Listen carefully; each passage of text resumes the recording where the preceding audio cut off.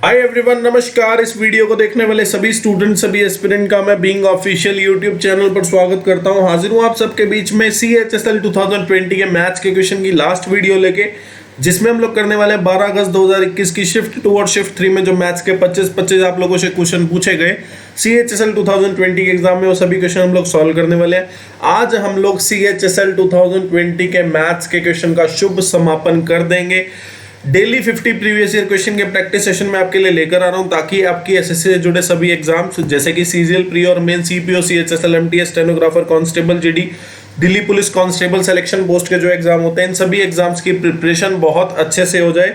Based on latest TCS pattern सारे आपको मैं क्वेश्चन सॉल्व करा रहा हूँ। सॉल्यूशन दूंगा प्रॉपर एनालिसिस के साथ। इंग्लिश और हिंदी दोनों में हमारी स्टेटमेंट रहने वाली है। मैं प्रतीक सेठी, मेरा CGL प्री में मैथ्स में 50 आउट ऑफ 50 स्कोर था। मेंस में मेरा 197.5 आउट ऑफ 200 स्कोर था और मैं पहले ही अटेम्प्ट में एक्साइज इंस्पेक्टर सेलेक्ट हूँ। मेरा ऑल इंडिया रैंक था 1115 और इससे पहले मैं आपको CHSL 2020 के मैथ्स के क्वेश्चन की 17 वीडियोस प्रोवाइड कर चुका हूँ। आज लास्ट वीडियो है, इसके बाद CHSL 2020 के मैथ्स के क्वेश्चन खत्म हो जाएंगे। और उससे पहले मैंने आपको CHSL 2019, CGL 2019, CGL 2020, CPO 2019, CPO 2020 के क्वेश्चंस करा दिए और साथ में कुछ चैप्टर भी आपको कराए थे। सभी जो अभी तक मैंने कराया, उन सभी चीज़ों की प्लेलिस्ट का लिंक आपको डिस्क्रिप्शन में मिल जाएगा। और जो भी तैयारी कर रहा है CHSL 2020 के एग्जाम्स के लिए, 2021 के एग्जाम के लिए सॉरी, उनका एग्जाम कल से शुरू होने वाला है। ठीक है, 24 मई है, कल से एग्जाम शुरू हो रहे हैं। तो मेरी शुभकामनाएं हैं। मैं ऑल द बेस्ट बोलता हूं सभी एस्पिरेंट को, जिन्होंने तैयारी बहुत अच्छे से की है, जिन्होंने तैयारी बहुत अच्छे से की है। उन सभी को मैं यही कहना चाहता हूं कि आप अपना बेस्ट शॉट दें एग्जाम में जाके। आपको यही समझना है, अगर आप साल 1.5 साल तैयारी कर चुके हो तो ये समझ के चलना कि अगर आपका एग्जाम अच्छा होगा तभी सबका एग्जाम अच्छा होगा। ठीक है, ये एक कॉन्फिडेंस लाने का तरीका होता है अपने अंदर। एग्जाम से ठीक पहले आपको यही सोचना है कि यार मैं साल 1.5 साल मेहनत कर चुका हूँ, इतनी मेहनत बहुत है किसी एग्जाम के लिए, और अगर मैं साल 1.5 साल ढंग से मेहनत कर चुका हूँ तो मुझे कोई भी एग्जाम क्लियर करने से नहीं रोक सकता। तो आपका एग्जाम डैम श्योर बहुत अच्छा होने वाला है। और अगर मुश्किल एग्जाम आपको देखने को मिलता है, अगर मुश्किल शिफ्ट आपको देखने को मिलती है, तो ये मानकर चलना कि आपको उसके नॉर्मलाइजेशन के मार्क्स मिल जाएंगे और आपके लिए और बेहतर हो जाएगी चीज़। ठीक है ना। तो सबके लिए ऑल द बेस्ट, सबके लिए बेस्ट विशेष। जो कल एग्जाम में अपीयर होने वाले हैं, कल के बाद मतलब कल से एग्जाम शुरू हो रहे हैं, 10 जून तक एग्जाम है, तो जो भी अपीयर हो रहा है उस सभी को मेरी तरफ से शुभकामनाएं। आपका एग्जाम बहुत अच्छा हो, आप जल्दी सिलेक्शन लें और ऑफिसर बने और देश की उन्नति में अपना हाथ बढ़ाएं। ठीक है ना।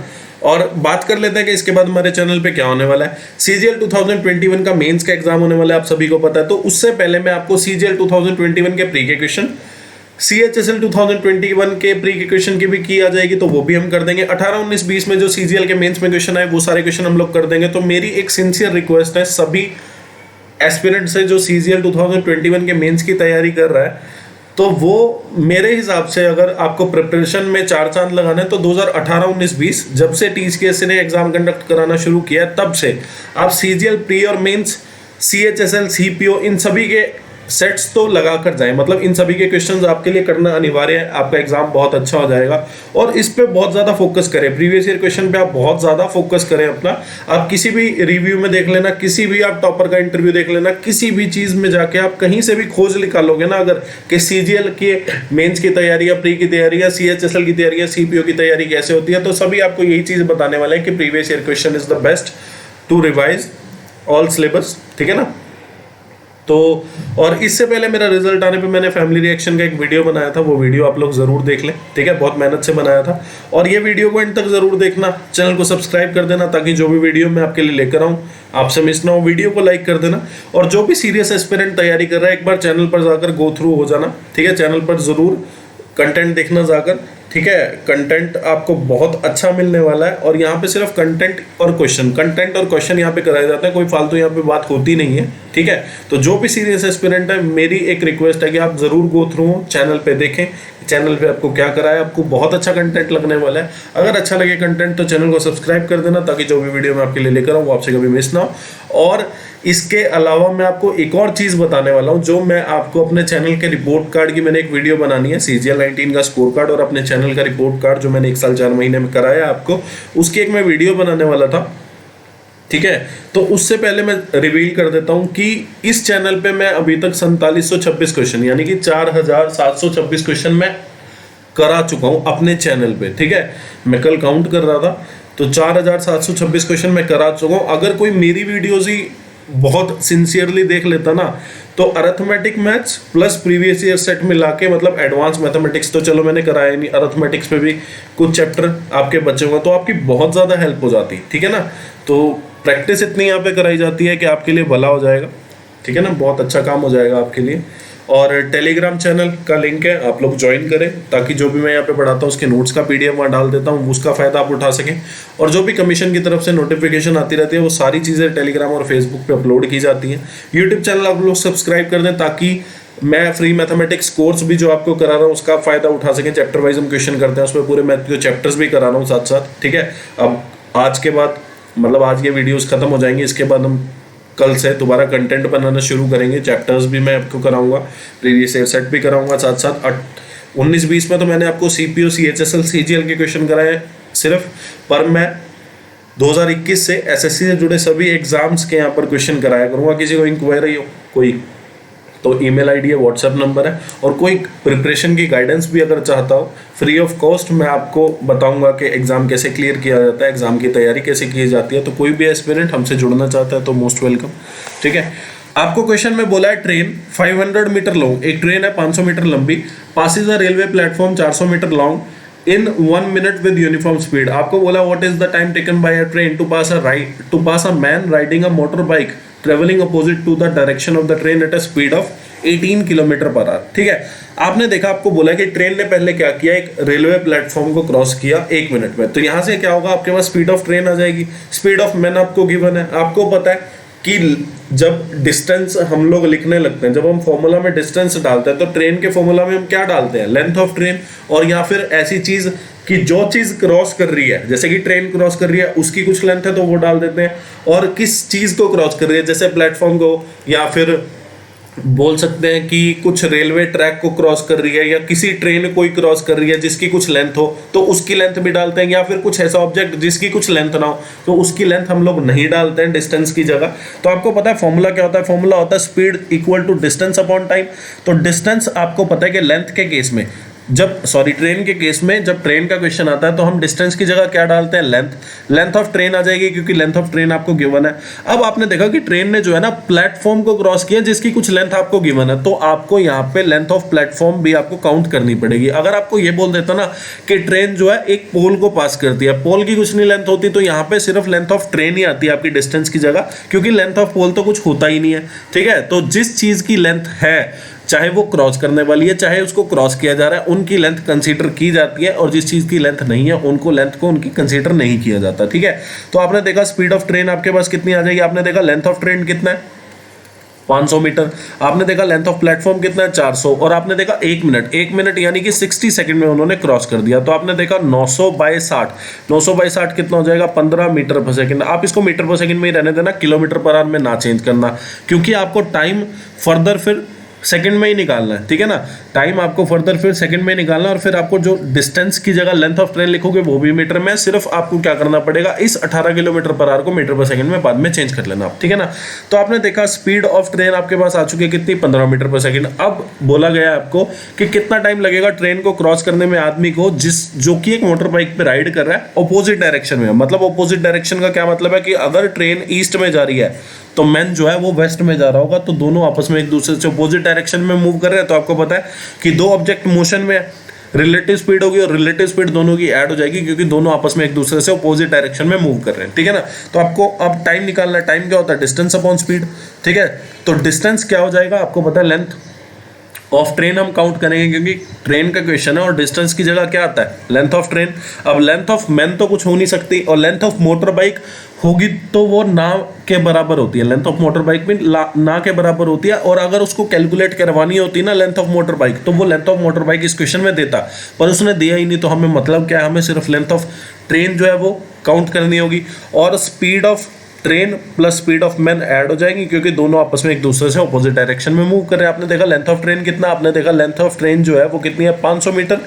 और स्पीड ऑफ ट्रेन कितना 15 मीटर पर सेकंड, और स्पीड ऑफ मैन कितना आ जाएगा आपने देखा 18 किलोमीटर पर आ रहा है, तो आप इसको मीटर पर सेकंड में चेंज कर दो। मीटर पर सेकंड में चेंज करोगे तो आप 5/18 से मल्टीप्लाई करोगे तो 18 इंटू 5/18 आपके पास कितना हो जाएगा 5 मीटर पर सेकंड।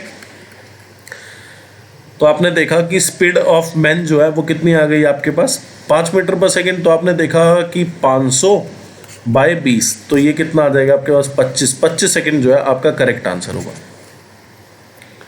अब ये वाला क्वेश्चन है, आपको बोला अ मैन इन्वेस्टेड 2400 रुपए एट 5%, 5400 रुपए at 9%, what amount will he get from his investment after 6 year. ठीक है, तो आपने देखा आपको पहले बोला कि प्रिंसिपल जो है 24 है, रेट जो है 5% है, टाइम जो है 6 साल है। पहले तो आप इसका सिंपल इंटरेस्ट बताओ। ठीक है, फिर जो है क्या हो रहा है, प्रिंसिपल जो है 5400 है, रेट ऑफ इंटरेस्ट जो है 9% है, टाइम जो है वो कितना है 6 साल। तो अब इसका सिंपल इंटरेस्ट बताओ। फिर क्या करना है, दोनों प्रिंसिपल को आपको जोड़ना है और दोनों सिंपल इंटरेस्ट को आपको जोड़ना है और आपको बताना है कि कितनी अमाउंट हो गई इन्वेस्टमेंट से। तो अमाउंट क्या होता है, प्रिंसिपल प्लस सिंपल इंटरेस्ट, और दोनों इन्वेस्टमेंट का आपको बताना है कि कितना अमाउंट हो गया टोटल। ठीक है ना, तो आपने देखा यहां से सिंपल इंटरेस्ट की वैल्यू क्या आ जाएगी, आपने देखा principal into rate into time by 100। तो आपने देखा कि 2400 इंटू 6×5 = 30, तो कितना हो जाएगा 720 हो जाएगा। फिर आपने देखा सिंपल इंटरेस्ट 5400 इंटू 9 इंटू 6/100, तो आपने देखा 9×6 कितना 54 जा कितना होता है 2916। तो आपने देखा टोटल सिंपल इंटरेस्ट कितना आ गया। ठीक है, आपको बताना है कि टोटल अमाउंट, आपको क्या बताना है टोटल अमाउंट। तो टोटल अमाउंट होगा क्या, total principal plus total simple interest. ठीक है ना, या फिर ऐसा कर लो कि ये प्रिंसिपल है, ये सिंपल इंटरेस्ट है, तो अमाउंट कितना हो जाएगा इधर ही जोड़ लो। 2400 में 720 जोड़ोगे तो आपके पास कितना हो जाएगा 3120, और फिर आप इधर अमाउंट जोड़ोगे तो 5400 में 2916 अगर आप जोड़ते हो तो 16 यहाँ पे 3 आ जाएगा और 9 चौक और यहाँ पे 8 आ जाएगा, तो 8316। और यहाँ फिर आप लिख ही लो कि टोटल प्रिंसिपल ये हो गया, टोटल सिंपल इंटरेस्ट कितना हो गया आपके पास, इतना हो गया। ठीक है, तो आपने देखा कि 3120 और 8316 आपने जोड़ा तो ये आपके पास आ गया कितना 11436, जो आपका करेक्ट आंसर होगा। अब ये वाला क्वेश्चन है, ये पिछली वीडियो में भी मैंने आपको कराया था। क्वेश्चन में बोला गया है क्या कि a³ + b³ + c³ - 3abc बताओ, और जब a की वैल्यू गिवन है कितनी 125, 127 और 129। मैंने आपको बताया था जब भी ABC की वैल्यू आपको गिवन हो और डिफरेंस जो है वो छोटा मोटा ही है, जैसे 1, 2, 3 का डिफरेंस हो, जैसे 1 का डिफरेंस पिछली वाली वीडियो में था सॉरी 1 का डिफरेंस पिछली वाली वीडियो में था, आपकी बार 2 का डिफरेंस आपको दिया है A और B के बीच में, B और C के बीच में भी 2 का, और C और A के बीच में 4 का है। तो आपने देखा कि फॉर्मूला क्या यूज होता है, आपको पता है कि a³ + b³ + c³ - 3abc का फॉर्मूला जो होता है वो क्या होता है, half a + b + c, a - b का स्क्वायर, b - c का स्क्वायर, c - a का स्क्वायर हो जाएगा। ठीक है ना, तो आपने देखा हाफ a की वैल्यू कितनी 125, b की वैल्यू 127, c की वैल्यू कितनी हो गई 129 हो गई आपके पास। फिर आपने देखा 125 और 127, a की वैल्यू कितनी 125, b की वैल्यू कितनी 127, तो ये कितना हो गया -2 का स्क्वायर, b की वैल्यू 127, c की वैल्यू 129, ये भी -2 का स्क्वायर हो जाएगा। और फिर आपने देखा 129 और 125, तो 4 का स्क्वायर हो जाएगा। ठीक है, तो हाफ ये आपके पास हो जाएगा 127 × 3। ठीक है, क्योंकि ये लिखा है 127 - 2, ये लिखा है 127 + 2, 2 से 2 कैंसिल होगा, तो 127 + 127 + 127 क्या हो जाएगा 127 × 3। और यहाँ पे क्या लिखा है आपके पास 4 + 4 + 16, तो 16 4 20 और 4 24 हो जाएगा। 24 जो है इसको कितने में काटेगा 12 पे, तो 127 × 36, 127 × 36 की वैल्यू जो है वो आपके पास कितनी हो जाएगी 4572। B is the correct answer. अब ये वाला क्वेश्चन है, आपको बोला A can complete a piece of work in 27 days. A किसी काम को जो है 27 दिन में खत्म कर देता है, बी उसी काम को खत्म करने में 54 दिन लेता है, और आपको बोला है दे कंप्लीटेड, दे का मतलब ए और बी, क्योंकि ए और बी की ही बात हुई है इससे पहले, they completed the work in 9 days with the help of C. तो ए और बी सी की मदद से काम को अगर करे साथ में तो 9 दिन में खत्म कर देंगे। तो आपने देखा टोटल टाइम अगर दिया है तो टोटल वर्क कितना आ गया, आपने देखा टोटल वर्क आ जाएगा 27 54, और 9 का एलसीएम कितना आ जाएगा 54।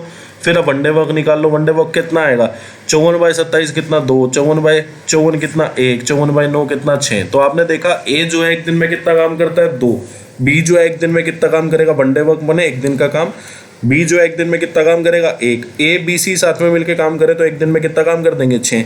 आपने देखा ए बी सी अगर साथ में मिलकर काम करे तो एक दिन में 6 काम कर देंगे जब साथ में मिलके काम करेंगे, और ए अगर काम करता है एक दिन में तो 2 कर देता है, बी जो है 1 कर देता है। और आपने देखा ए बी सी अगर साथ में मिलके काम करे एक दिन में 6 कर देंगे, तो ए करता है एक दिन में 2 काम, बी करता है 1 काम, तो सी को कितना काम करना पड़ेगा 3, तभी जाके तीनों मिला के आपस में 6 काम कर देंगे एक दिन में। तो आपको बोला है how many days will C take to complete 8/9 of the work alone. तो आपने देखा 54 टोटल काम है, इसका 8/9 काम करना है, ठीक है। और एक दिन में सी जो है वो कितना काम करता है 3। तो आपने क्या किया, टोटल टाइम ऑफ सी निकालने के लिए आपने total work by one day work of C कर दिया। तो आपने देखा कि ये गया 6 पे और ये गया 2 पे, तो उसको जो है 16 दिन लगेंगे काम को कंप्लीट करने में, सी को। अब ये वाला क्वेश्चन है, आपको बोला O is the centre of a circle with radius 9 centimetre, ठीक है। तो आपने क्या किया, सेंटर यहाँ पे बनाया और रेडियस जो है वो 9 सेंटीमीटर है सर्कल की। तो आपने क्या किया, सरकमफ्रांस से सेंटर को ज्वाइन कर दिया। तो सरकमफ्रांस का कौन सा पॉइंट लिया आपने, जहां से टेंजेंट छू के जा रहा है। आपको बोला M is a point outside the circle, M N जो है वो टेंजेंट हो जाएगा, ठीक है। और आपको बोला है कि एम एन की वैल्यू अगर 12 सेंटीमीटर है तो आप ओ एम की वैल्यू बताओ, ये वाली वैल्यू। तो आपने देखा कि टेंजेंट जो है वो 90 डिग्री एंगल बनाती है रेडियस के साथ, और आपने देखा कि ये राइट एंगल ट्रायंगल बन गया जिसमें बेस जो है वो 12 सेंटीमीटर, हाइट जो है वो 9 सेंटीमीटर, तो 9, 12, 15 का एक ट्रिपलेट होता है। तो एमओ की जो वैल्यू आ जाएगी वो आपके पास कितनी आ जाएगी 15 सेंटीमीटर। अब ये वाला क्वेश्चन है, आपको बोला है mark price of the table इतना which is 25% above the cost price, ठीक है। तो आपने देखा 25% अबव द कॉस्ट प्राइस, मतलब आपने देखा कि मार्कअप परसेंटेज जो आपके पास आ गया, मार्कअप परसेंटेज जो आपके पास आया वो कितना है 25%। फिर आपके पास क्या आ गया, डिस्काउंट का परसेंटेज कितना 20%। आपको पता है फॉर्मूला क्या होता है, अगर प्रॉफिट परसेंटेज निकालना तो mark minus discount minus markup into discount bye 100। तो आपने देखा मार्क कितना किया उसने 25% अबव मार्क किया, 20% का उसने डिस्काउंट दे दिया और मार्क इनटू डिस्काउंट बाय 100। तो आपने देखा कि ये तो गया 5 पे और फिर ये भी गया 5 पे, तो 25 माइनस 25 कितना हो जाएगा आपके पास 0, मतलब प्रॉफिट हुआ 0% का, ठीक है। अगर प्रॉफिट आपको यहाँ पे कोई वैल्यू आ जाती 0 के अलावा प्लस में वैल्यू आती तो आपका प्रॉफिट आ जाता, अगर 0 के अलावा कोई माइनस में वैल्यू आती तो आपका लॉस आ जाता, ठीक है ना, क्योंकि आपने प्रॉफिट निकाला, अगर माइनस में कुछ भी वैल्यू आ जाएगी आपका लॉस आ जाता। तो यहाँ पे ना प्रॉफिट हुआ ना लॉस हुआ, प्रॉफिट की वैल्यू 0%, मतलब नो प्रॉफिट नो लॉस। अब ये वाला क्वेश्चन आपको बोला है शॉपकीपर ने 95 डजन ऑरेंजेस खरीदे और एक ऑरेंज की जो कॉस्ट है वो इसको कितनी पड़ी 4.5 रुपये। आपको बोला 7 डजन ऑरेंजेस जो है वो रोटन हो गए and so were discarded, he sold the remaining oranges at 78 rupees per dozen. आपको बताना है प्रॉफिट या लॉस परसेंटेज जो भी उसको हुआ, ठीक है। तो आपने देखा कि कॉस्ट प्राइस कितना पड़ा उसको टोटल, आपने देखा 95 डजन ऑरेंजेस है, तो 95 डजन ऑरेंजेस तो कितने हो गए 95 इंटू 12 ऑरेंजेस हो गए, ठीक है। एक डजन में कितने ऑरेंज होते हैं, एक डजन में जो वैल्यू होती है वो कितनी होती है, एक डजन में 12 पीस होते हैं, तो 95 डजन में कितने हो गए 95 इंटू 12, मतलब टोटल ऑरेंजेस जो हो गए वो आपके पास कितने हो गए 95 इंटू 12 जो कि 1140 हो गए, ठीक है ना। 1140 जो है ऑरेंजेस आपके पास हो गए। एक ऑरेंज की कॉस्ट जो है वो 4.5 रुपये है, तो 1140 यानी कि 95 डजन ऑरेंजेस की कॉस्ट आपके पास कितनी आ जाएगी 95 इंटू 12 इंटू 4.5, इसकी वैल्यू जो है आपके पास कितनी आ गई 5130, ठीक है ना।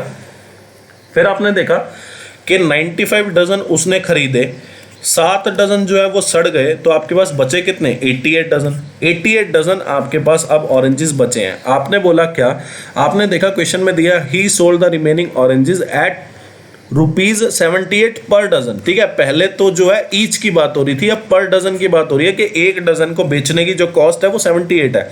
तो आपने देखा टोटल कितने 88 डजन, एक डजन जो है वो 78 में बेचता है, तो 88 डजन वो कितने में बेच देगा, आपने देखा 6864 में। तो आपके पास सेलिंग प्राइस आ गया, आपके पास कॉस्ट प्राइस आ गया, और फिर आपने देखा कि सेलिंग प्राइस जो है वो कॉस्ट प्राइस से बड़ा है, तो मतलब लॉस होगा ही नहीं, प्रॉफिट ही होगा। तो ए और बी ऑप्शन तो गलत हो गए, ठीक है। तो आपने देखा कि प्रॉफिट की जो वैल्यू होगी वो कितनी हो जाएगी, selling price minus cost price, और अगर आपको प्रॉफिट परसेंटेज निकालना है तो अपॉन कॉस्ट प्राइस इंटू 100% कर दो। तो आपने देखा सेलिंग प्राइस कितना, इतना, कॉस्ट प्राइस कितना, इतना, बाय कॉस्ट प्राइस आपने किया, तो ये आ गया आपका 1734, ठीक है, और 513, और यहाँ पे आप 0 भी लगा लो, तो ये आपके पास सॉल्व करके आएगा 33.8%, जिसको आप क्या बोल सकते हो, 34% भी बोल सकते हो, ठीक है ना। तो 33.8% जो है वो आपका करेक्ट आंसर होगा।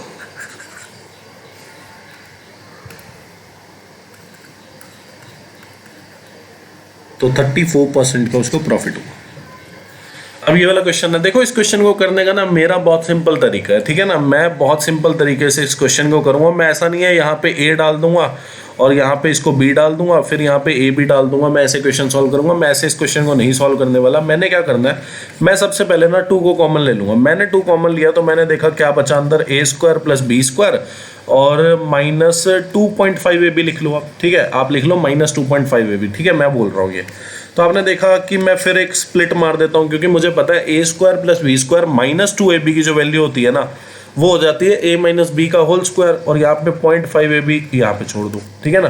तो आपने देखा ट्वाइस ऑफ, अंदर क्या लिखा है, ए माइनस बी का whole square minus 0.5 A B, ठीक है। अब आपको पता है कि ए की वैल्यू कितनी है, √5 + 2, √5 - 2, और बी की वैल्यू कितनी है, √5 - 2, √5 + 2। अगर मैं ए बी को दोनों को मल्टीप्लाई कर दूं आपस में, तो ए बी की वैल्यू तो कितनी आ गई, 1, मतलब इस चीज की वैल्यू तो आपके पास 1 आ गई। अब ए माइनस बी को आप सॉल्व कर लो,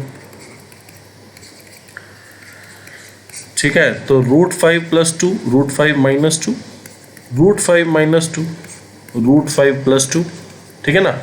तो आपने देखा कि नीचे क्या है, a minus B, a plus B, तो a square minus B square, तो √5 का स्क्वायर हो जाएगा माइनस 2 का स्क्वायर हो जाएगा, और ऊपर क्या हो जाएगा, √5 + 2 का होल स्क्वायर माइनस √5 - 2 का होल स्क्वायर हो जाएगा। तो आपने देखा 5,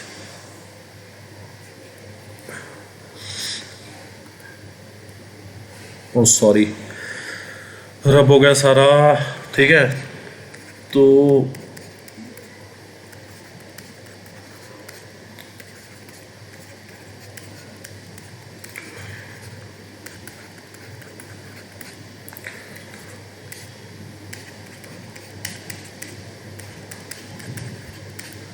ठीक है, तो a इंटू बी आपने देखा कि 1 हो जाएगा, a इंटू बी 1 हो जाएगा, आपस में एक दूसरे से कट जाएंगे, ठीक है। मैं हल्का हल्का सा ड्रॉ कर रहा हूँ, सारा नहीं लिख रहा, ठीक है। और फिर a माइनस बी की मैं वैल्यू आपको निकाल देता हूँ,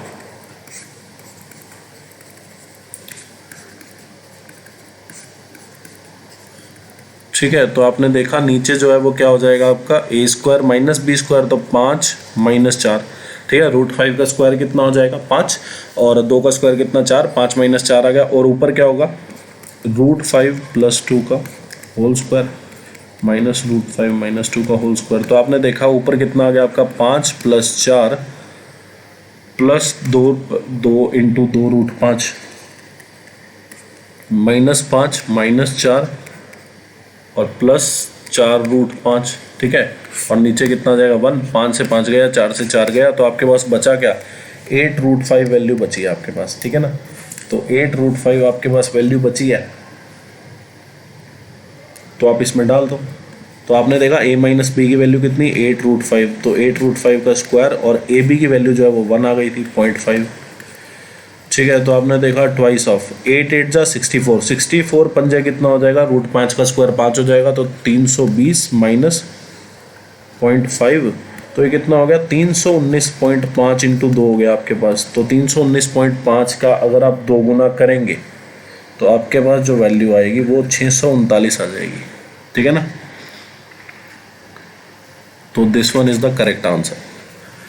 आपको बोला गया है क्या कि पी क्यू और आर के जो डेली वेजेस है उसका जो प्रोपोर्शन है या फिर उसका जो रेशियो है वो कितना है, 5:7:8। आपको बोला है कि क्यू जो है वो एक दिन के 560 रुपये कमाता है, और डेली वेजेस का आपको PQR का रेशो दिया, तो आपने देखा Q का रेशो कितना 7 और Q की वैल्यू कितनी 560, तो A की वैल्यू कितनी आ जाएगी, 7 की वैल्यू अगर 560 रुपये हो गए तो A की वैल्यू कितनी आ जाएगी 80 रुपये। आपको बोला है कि R का रेशो कितना 8, तो 8 की वैल्यू कितनी हो गई 640, और P का डेली वेज आपको बताना है, तो P की वैल्यू कितनी रेशो की 5 की वैल्यू कितनी हो जाएगी 480 इंटू 5 कितना हो जाएगा आपके पास 400। ठीक है, तो 640 और 400 जो है ऑप्शन करेक्ट है। अब ऐसा ना करना कि यहाँ पे देख लेना ध्यान से R फिर P पूछा है रिस्पेक्टिवली, तो P और R समझ के कोई 400 और 640 पे लगा देगा तो उसका ऑप्शन गलत हो जाएगा। ठीक है, तो ये वाला क्वेश्चन है, देखो tan A की वैल्यू आपको गिवन है कितनी 12, और 5 जो है वो डिनोमिनेटर में आ जाएगा। अब tan क्या होता है परपेंडिकुलर बाय बेस, आपको पता है 5 12 13 का ट्रिपलेट होता है, तो हाइपोटेन्यूज कितना आ गया आपके पास, अगर परपेंडिकुलर है 12 और बेस है 5 तो हाइपोटेन्यूज कितना आ गया आपके पास 13 आ गया। तो आप पुट करो 13 इंटू साइन ए कितना होता है परपेंडिकुलर बाय हाइपोटेन्यूज, tan ए की तो वैल्यू ही गिवन है 12/5। ठीक है, और फिर tan ए दोबारा आ गया, लो जी, तो 12/5 दोबारा पुट कर दो -13 cos ए, cos कितना होता है बेस बाय हाइपोटेन्यूज, तो आपने देखा ये गया 3 पे, ये 12, ये 4, तो आपने देखा 48 + 12 कितना हो जाएगा 60 हो जाएगा, और 36 में से 5 गया तो कितना आ जाएगा 31, तो 60/31, यानी कि ऐसा भी बोल सकते हैं कि एक सही 29/31 आपका करेक्ट आंसर होगा। अब ये वाला क्वेश्चन है, आपको बोला एवरेज एज जो है 7 member of a family 35 year, और यंगेस्ट मेंबर जो है वो ट्विंस है, मतलब दोनों एक ही दिन पैदा हुए हैं, 2 मेंबर है ट्विंस है, मतलब दोनों एक ही दिन पैदा हुए हैं, और वो जो है 15-15 साल पुराने हैं। ठीक है ना, 15 ईयर ओल्ड है, मतलब 15-15 साल पुराने हैं। ठीक है, तो आपको बोला है what was the average age of the family at the time of the birth of the twins. ठीक है, देखो सबसे पहले हम क्या करेंगे, हमने देखा क्या, आप लोगों ने देखा कि भाई टोटल एज कितनी हो गई, आपने देखा कि total age of the family, जो फैमिली 7 मेंबर की है जिसकी जो एवरेज एज है वो 35 साल है, तो टोटल एज कितनी हो जाएगी 35 × 7। और फिर यंगेस्ट जो मेंबर है वो ट्विंस है, मतलब 2 बंदे हैं ट्विंस है, मतलब एक ही दिन पैदा हुए हैं, और दोनों जो है 15 साल पुराने हैं, मतलब 15 ईयर ओल्ड है। तो आपने देखा कि 5 बंदों की आपकी जो है टोटल एज आ जाएगी, आपने 7 बंदों की टोटल एज में से ट्विंस की टोटल एज माइनस कर दी, आपने देखा 7 बंदों की टोटल एज कितनी आ गई आपके पास 35 × 7 कितना होता है 245।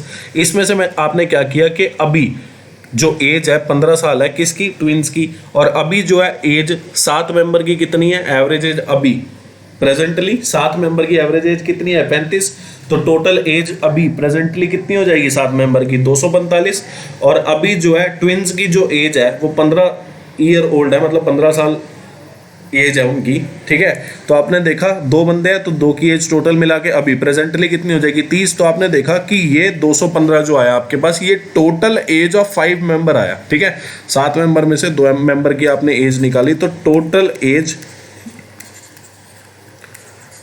ऑफ 5 मेंबर्स आपके पास आ गया प्रेजेंटली। ठीक है, अभी प्रेजेंटली मतलब प्रेजेंट में इनकी जो टोटल एज है वो कितनी है 215। आपने क्या किया एवरेज एज निकाल लिया 5 बंदों की। ठीक है, आपने एवरेज एज निकाल लिया नंबर ऑफ मेंबर्स जो कि 5 है। ठीक है, तो आपने देखा कि इसको सॉल्व किया आपके पास कितना आ गया 43, मतलब प्रेजेंटली अगर हम ट्विंस को फैमिली में से निकालें 7 मेंबर की फैमिली है जिसमें से हमने ट्विंस को निकाला तो हमारे पास 5 मेंबर जो बचे ना, तो प्रेजेंटली उनकी एवरेज एज कितनी है 43 ईयर। आपको बताना है उनकी एवरेज एज, आपने को बताना है average age of the family member at the time of the birth of the twins, मतलब जब ट्विंस पैदा हुए थे तब उनकी एवरेज एज जो थी वो आपको बतानी थी। ठीक है, तो आपने देखा ट्विंस जो है पैदा कब हुए, आपने देखा ट्विंस जो है पैदा कब हुए, आपने देखा ट्विंस जो है 15 साल पहले पैदा हुए थे, आपने देखा ट्विंस जो है 15 साल पहले पैदा हुए थे। तो आपने अभी की जो एवरेज एज है, आपने अभी की जो एवरेज एज है उसमें से 15 साल अगर आप निकाल दोगे तो आपका 28 ईयर आंसर आएगा। और ये 28 ईयर मतलब ये है कि आपकी एज आ जाएगी, क्या एवरेज एज आ जाएगी आपकी 5 मेंबर्स ऑफ अ फैमिली जब वो पैदा हुए थे, मतलब 15 साल पहले वो पैदा हुए थे, तो 15 साल पहले की जो एवरेज एज आ जाएगी आपकी 5 मेंबर्स की, वो आपकी सीधा 15 ईयर्स माइनस करो आपका 28 ईयर आएगा। ये 15 साल पहले 5 मेंबर की एवरेज एज थी। ठीक है ना,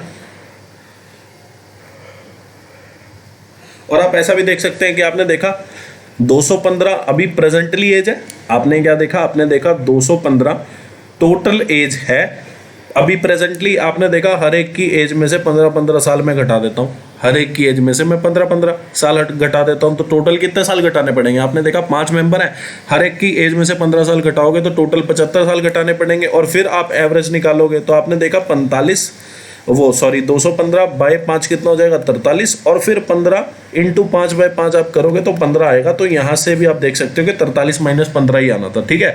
तो ऐसा आप लोग कर लिया करना। अगर कभी भी आपको बोले ना, जैसे फैमिली में 6 मेंबर है, फैमिली में 6 मेंबर है, आपको बोल दे कि प्रेजेंटली जो है उनका एवरेज एज 30 है, और आपको बोलेगे 15 साल पहले का बताओ, तो आप सीधा सीधा 15 साल घटा दो ना। आपको पता है ना कि हर एक की एज में आपको 15-15 साल आपको माइनस करने पड़ेंगे, तो 6 बंदों की एज में माइनस करके आप डिवाइड करोगे 6 से, उससे बड़ी आप सीधा सीधा 15 साल घटा दो, ठीक है ना। समझ पाए होंगे, उम्मीद करता हूँ। अब ये वाला क्वेश्चन देखो, 11 का डिविजिबल होना चाहिए, मतलब sum of odd digit minus sum of even digit जो है वो 11 के इक्वल होना चाहिए, और के की वैल्यू कुछ भी पॉसिबल है। तो आपने देखा 2 और 9 11 और 7 18, तो 23 प्लस पी आ गया यहाँ पे। फिर आपने देखा 5 और 8 13, 13 6 19, 19 और 5 24। एक minute, let me check it again. 8 5 13, 13 और 6 19, और सॉरी 0 आएगा ना।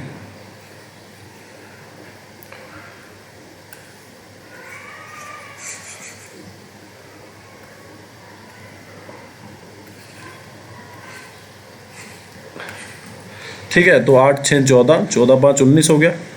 तो यहाँ पे आपके पास कितना आ जाएगा, 19 आ जाएगा, इक्वल टू 11 के की कुछ भी वैल्यू पॉसिबल है। तो आपने देखा इसको सॉल्व करके कितना आ गया आपके पास, ये आ गया 4 प्लस पी, ठीक है। अगर आप के की वैल्यू 0 रखते हो तो पी जो है -4 आ जाएगा, जो कि इम्पॉसिबल है। क्यों? क्योंकि पी जो है ना एक डिजिट है किसी नंबर के बीच में, तो वो तो एक सिंगल इंटीजर होगा, है ना। तो आपने देखा के की वैल्यू आपने 1 रखी तो 11 आ गया, पी की वैल्यू आपके पास कितनी आ गई, 11 - 4 कितना 7 आ गया, तो पी की वैल्यू 7 आ गई। पी स्क्वायर प्लस 5, 7 का स्क्वायर प्लस 5, 49 प्लस 5 आपको बोला है, तो 54 आपका करेक्ट आंसर होगा। अब ये वाला क्वेश्चन है, देखो कितना आसान। आपको पता है आपने क्या किया कि cos स्क्वायर एक्स को आप लेफ्ट हैंड साइड में ले गए, तो आपने देखा sin square x by cos square x की वैल्यू कितनी आ गई 3। ये क्या होता है, tan स्क्वायर एक्स होता है, ठीक है। तो tan x की जो वैल्यू है वो कितनी आ जाएगी आपके पास, √3। ऐसा कब होता है, जब x जो 60 डिग्री हो, क्योंकि tan 60 जो है वो √3 होता है, और आपको बोला x/2 बताना है, तो 60/2 डिग्री कितना हो जाएगा, 30 डिग्री। अब ये वाला क्वेश्चन है, देखो अभी तक मैं क्या करता था, अभी तक मैं ऐसे सारे क्वेश्चन ना आपको ऐसे सॉल्व कराता था कि c की वैल्यू 100 मान ली तो b की कितनी आ जाएगी 70, b की 70 आ गई तो a की जो वैल्यू है वो आपके पास कितनी आ जाएगी 59.5, ठीक है ना।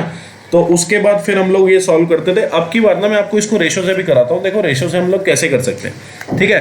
तो आपने देखा आपको बोला है क्या कि a जो है वो 15% कम है किससे, b से, ठीक है। तो आपने देखा कि b जो है अपने आप में 100% है, इससे 15% कम, तो 100% में से 15% गया, कितना आ गया 85%।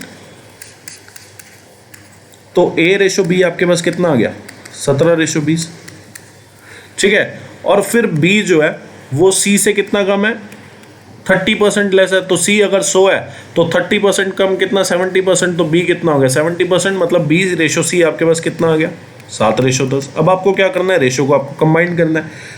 रेशो को कंबाइंड हम क्यों करते हैं, ये चीज़ भी आपको पता होगी ना कि रेशो को हम कंबाइंड क्यों करते हैं, क्योंकि हमें पता लग जाएगा क्या कि a अगर इतना है तो उस हिसाब से फिर b कितना है और c कितना है, ठीक है।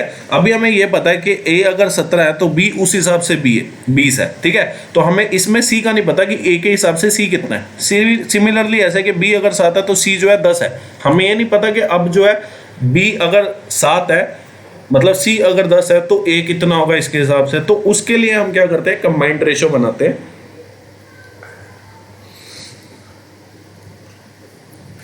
ठीक है। तो आपने देखा a/b, b/c आपको गिवन है, तो आपने देखा दोनों में कॉमन क्या है b, तो b की वैल्यू को इक्वल बना लो। आपने देखा b को इक्वल बनाने के लिए क्या करना पड़ेगा, यहाँ पे 20 से मल्टीप्लाई करना पड़ेगा और यहाँ पे 7 से मल्टीप्लाई करना पड़ेगा। तो आपने देखा 17 सत्ते कितने होते हैं 119, और 20 सत्ते 140, और यहाँ पे कितना आ जाएगा आपके पास 200, ठीक है। a/b/c कितना आ गया आपके पास 119 रेशो 140 रेशो 200। आपको बोला है c की सैलरी जो है आपको बताना है by how much percent approximately c की salary more than the A's salary, ठीक है। तो आपको बताना है सी की सैलरी जो है वो ए की सैलरी से कितना ज़्यादा है, उसका परसेंटेज बताना है। तो आपने देखा कि सी की सैलरी जो है वो कितनी ज़्यादा है ए की सैलरी से, आपने देखा 81 ज़्यादा है। पूछा किस पे है, ए की सैलरी पे इंटू 100%, तो आपने देखा 81/119 इंटू 100% आ गया आपके पास। तो इसको जब आप सॉल्व करोगे तो ये आ जाएगा 68.06%, जो कि अप्रॉक्सीमेटली इक्वल है 68% के। ये आपका बिल्कुल सही आंसर है। अब ये वाला क्वेश्चन है, आपको बोला triangle ABC is drawn in a circle, जिसमें जो है वो आपका ए सी इक्वल टू बी सी हो जाएगा। तो आपने क्या किया कि ए बी सी एक ट्रायंगल बना ली, और बी और सी मैंने यहाँ पे क्यों लिखा है, क्योंकि आपको बोला कि बी और सी पे दो टेंजेंट ड्रॉ हुए हैं। तो बी और सी को मैंने यहाँ पे लिख लिया, और टेंजेंट जो है ड्रॉन हुआ है, इंटरसेक्ट जो है वो पी पे कर रहा है, पॉइंट पी पे आके।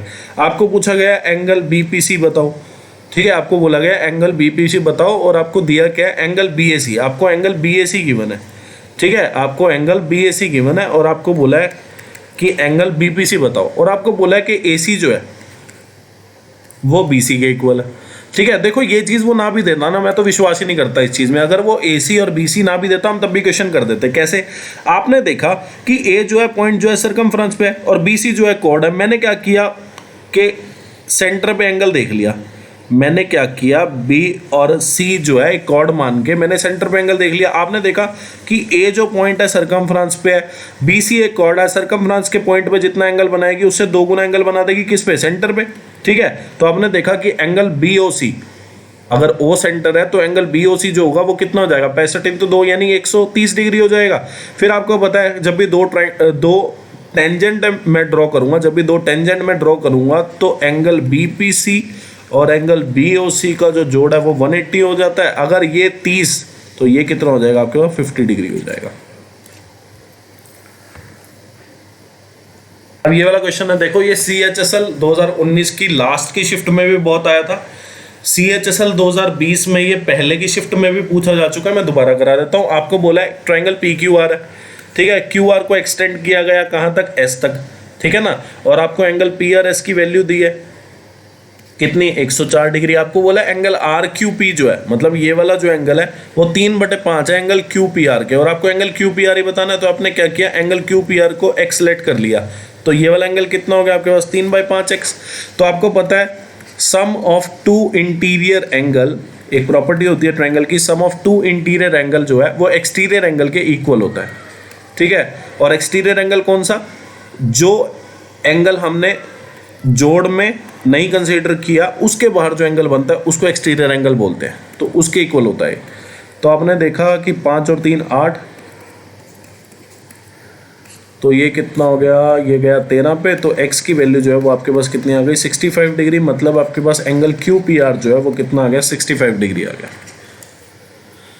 आपको बोला कोसेक ए जो है वो 10 है, तो आपने देखा कोसेक ए जो है वो 10 है, तो 10/1 में इसको लिख सकता हूँ। तो आपको पता है कोसेक होता क्या, परपेंडिकुलर बाय हाइपोटेन्यूज। तो बेस कितना आपके आ गया आपके पास, सॉरी कोसेक जो है वो हाइपोटेन्यूज बाय परपेंडिकुलर होता है, ये मैंने साइन लिख दिया, ठीक है। तो ये जो वैल्यू है हाइपोटेन्यूज की, ये जो वैल्यू है परपेंडिकुलर की, तो आपने देखा हाइपोटेन्यूज का स्क्वायर माइनस परपेंडिकुलर का स्क्वायर, 100 - 1 कितना, 99। 99 का अंडर रूट अगर आप करोगे तो आपने देखा 9 × 11, 9 का अंडर रूट 3 होता है, 3 √11 हो जाएगा आपके पास। तो आपने देखा 20 साइन ए, कोसेक ए अगर 10 है तो साइन ए कितना हो जाएगा, 1/10, क्योंकि इसका रेसिप्रोकल होता है। और 9 √11 सेक ए, सेक ए क्या होता है, हाइपोटेन्यूज। हाइपोटेन्यूज कितना, 10 बाय बेस 3 √11, तो ये गया, और यहाँ पे ये 3 आ जाएगा 30, और यहाँ पे ये 2 आ गया, तो 30 + 2 कितना हो गया आपके पास, 32 हो गया।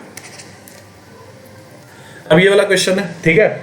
ये क्वेश्चन आप खुद कर लेना, इससे पहले मैं ये क्वेश्चन बहुत बार करा चुका हूँ, और इसका देखो सीधा सीधा आंसर आपको पता चल जाएगा। आपको कुछ नहीं करना, आपको दोनों साइड स्क्वायर करना है। आपने देखा राइट हैंड साइड 64 आ गया, लेफ्ट हैंड साइड क्या आएगा, 49x² + 100y² माइनस 2 × 7 × 10xy। तो 7 × 10 कितना, 70, × 2 कितना, 140x, 140xy। तो यहाँ पे जाके वो ऐड हो जाएगा, 140xy की वैल्यू कितनी है, xy की वैल्यू 5, तो 140 × 5 कितना, 700, + 64 कितना, 764।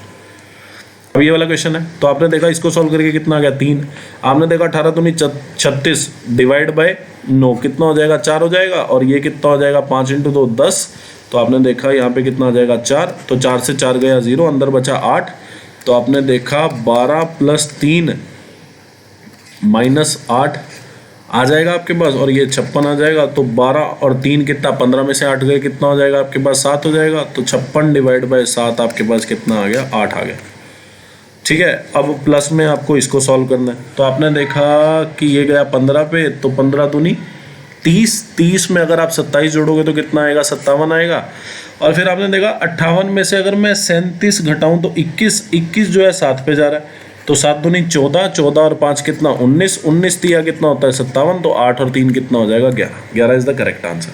अब ये वाला क्वेश्चन आपको बोला है कि area of an equilateral triangle, area जो है आपको इक्विलेटरल ट्रायंगल का दिया है। तो आपको पता है कि इक्विलेटरल ट्रायंगल के एरिया का फॉर्मूला क्या होता है, √3/4 साइड ऑफ इक्विलेटरल ट्रायंगल का होल स्क्वायर या फिर स्क्वायर भी बोल सकते हैं। तो आपने देखा √3 से √3 गया, ए की जो वैल्यू है वो आपके पास कितनी आ जाएगी। आपने देखा कि a² जो है वो आपके पास हो गया × 4। तो आपको पता है 1024, 1024 जो है वो 32 का स्क्वायर होता है। ठीक है, तो a जो है वो कितना आ जाएगा 3.2, और 4 का अंडर रूट कितना, 2। तो a की जो वैल्यू है वो 6.4 सेंटीमीटर आ जाएगी आपके पास। ठीक है, आपको बताना है पैरामीटर ऑफ इक्विलेटरल ट्रायंगल जो कि कितना होता है 3 है। तो a की वैल्यू कितनी, 6.4 × 3 कितना हो जाएगा 19.2 centimetre is the correct answer. अब ये वाला क्वेश्चन है, आपको बोला है square of the diagonal of a cube. एक क्यूब है, उसका जो डायगोनल है उसका स्क्वायर आपको गिवन है। तो आपने मान लिया क्या कि डायगोनल d से आपने डिनोट कर दिया, उसका स्क्वायर जो है उसकी वैल्यू कितनी है 2175। तो आपने देखा कि 2175 ये क्या लिखा है, ये लिखा है 25 × 87। तो आपने देखा d की जो वैल्यू है कितनी आ जाएगी, 25 का अंडर रूट कितना, 5 × √87। ठीक है ना। तो आपने देखा डायगोनल जो है वो आपके पास आ गया 5 × √87। ठीक है, और आपको पता है डायगोनल जो होता है, जब मैं क्यूब की बात करता हूं, अगर क्यूब की साइड a है, हम क्यूब की साइड को हम अगर a से डिनोट करें तो डायगोनल जो होता है वो √3 होता है। ठीक है, तो आपने देखा कि डायगोनल की जो वैल्यू होती है वो क्या होती है, √3 × साइड ऑफ क्यूब। तो आपने देखा ये जो है ये लिखा है √3 × √29। ठीक है ना, √3 × √29 लिखा है। तो आपने देखा √3 से √3 जाएगा, a की वैल्यू जो है यानी साइड ऑफ क्यूब जो है वो 5 √29 आ जाएगा आपके पास। ठीक है जी। तो आपने यहाँ पे एक चीज़ नोटिस करी, क्या आपने देखा कि a की वैल्यू मेरे पास आ गई। अब मुझे टोटल सरफेस एरिया बताना है क्यूब का। टोटल सरफेस एरिया का क्या फॉर्मूला होता है, 6a²। तो आपने देखा 6 × 5 √29 × 5 √29। तो आपने देखा कि 6 पंजे 30, 30 पंजे कितना होता है 150 हो जाता है × 29। तो 150 × 29 जो है वो आपके पास कितना आ जाएगा 4350। तो ये आपके पास आ गया क्या, total surface area of the cube. अब ये वाला क्वेश्चन आपको बोला इन 2015 out of total number of application received by college A and college be together. तो आपने देखा कितना रिसीव किया, 240 + 160 कितना रिसीव किया, 400। Only 60% were accepted. What were the total number of application accepted by college A and be together in 2015। तो इसका 60%, ये तो आसान क्वेश्चन है। तो आपने देखा दोनों कॉलेजेस में 2015 में कितने एक्सेप्ट हुए, 60% टोटल का। तो आपने देखा टोटल एप्लीकेशंस कितनी थी, 240 + 160 400, 400 का 60% एक्सेप्ट हुआ, यानी कि 240 एप्लीकेशन एक्सेप्ट हुई। आपको बोला what is the ratio of the production of the company in 2015। Production कहाँ से, स्क्वायर वाले से, 2015 और 2016। तो आपने देखा कि 600 + 628 कितना हो गया, 1228 हो गया। इसका आपको रेशियो बताना है 2017 के सेल के साथ और 2019 के सेल के साथ। तो आपने देखा 500 और 516 कितना हो जाएगा 1016। फिर आपने इसको काटा तो आपने देखा ये ना 4 पे चला जाएगा, ये 4 पे चला जाएगा। तो 307 रेशो 254 जो है आपका करेक्ट आंसर होगा, यानी कि सी जो है बिल्कुल पर्याप्त, जो हमें ऑप्शन चाहिए था वही ऑप्शन आपको गिवन है। तो सी जो होगा करेक्ट आंसर होगा। आपको बोला average number of computer of type B. Type B के कंप्यूटर कौन से, ये वाले, sold in January, February and June. ठीक है, जनवरी, फेब्रुवरी एंड जून। तो आपने देखा 360 प्लस 300 प्लस 450, इसका आपको एवरेज बताना है। तो आपने देखा 120 प्लस 100 प्लस 150, तो ये कितना हो गया 270, 370 आपका एवरेज हो गया। Exceeds by 20 the number of computer, तो ये एक्सीड कर रहा है 20 से, ठीक है। तो आपने इसमें से 20 माइनस कर दिया तो आपके पास कितना आ गया 350। अब ये 350 बताना है कंप्यूटर ऑफ टाइप ए जो नंबर है कौन से महीने में सॉल्व हुआ। तो आपने देखना 350 जो है कंप्यूटर ऑफ टाइप ए कौन से महीने में सॉल्व हुए सॉरी, तो ये तो है मई में सॉल्व हुए हैं, तो 350 मई जो है आपका करेक्ट आंसर हो जाएगा, ठीक है। तो आपसे ये पूछा गया था कि जो एवरेज नंबर है, ठीक है, वो एक्सीड कर रहा है 20 से, तो आपने देखा एक्सीड कर रहा है 20 से मतलब 350। अब आपको बताना है कि नंबर ऑफ कंप्यूटर जो टाइप ए के सॉल्व हो रहे हैं कौन से महीने में 350 सॉल्व हो रहे हैं, तो आपने देखा मई में सॉल्व हो रहे हैं, ठीक है।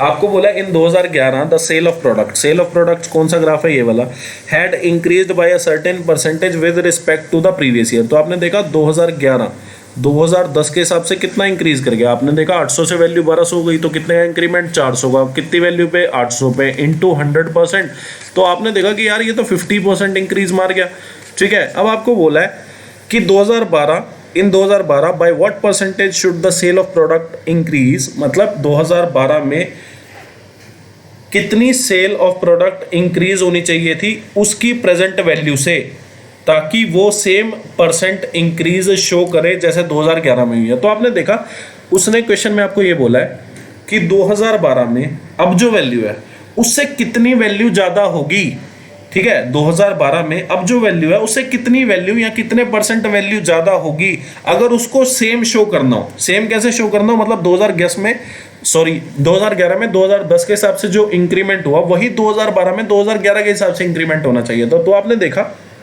कि 50% का इंक्रीमेंट हुआ 2010 से 2011 में, तो 2011 से 2012 में भी 50% का इंक्रीमेंट होना चाहिए था। तो 1200 50% का इंक्रीमेंट, 100% खुद की वैल्यू 50% का इंक्रीमेंट कितना हो गया 150%। तो आपने देखा ये कितना आ गया आपके पास, ये आ गया आपके पास 1800। मतलब 2012 में जो सेल ऑफ प्रोडक्ट आपकी होनी चाहिए थी वो कितनी होनी चाहिए थी 1800, पर है कितनी 920। अब ये बताना है कि 920 से 1800 कितना ज्यादा होगा, तो आपने देखा कितना ज्यादा होगा 880 ज्यादा होगा। वैल्यू कितनी है अभी 920 इंटू 100%, तो आपने देखा कि भाई ये 4 पे 22 पे जाएगा, 40 पे सॉरी ये 23 पे जाएगा, तो 2200 बाई 23 जो है वो आपका आ जाएगा 95.6%, ठीक है, जो कि अप्रोक्सीमेटली इक्वल है 96% के। तो 96% जो है वो आपका करेक्ट आंसर है, ठीक है। देखो बहुत एज पे है क्वेश्चन, 95% भी आपका ऑप्शन अवेलेबल है और 96% भी आपको अवेलेबल है, तो ध्यान से करना कैलकुलेशन, ठीक है ना। एक सेकेंड, अब शिफ्ट 3 यानी कि लास्ट शिफ्ट जो CHSL 2020 के मैथ्स के क्वेश्चन की थी उसकी लास्ट शिफ्ट का पहला क्वेश्चन।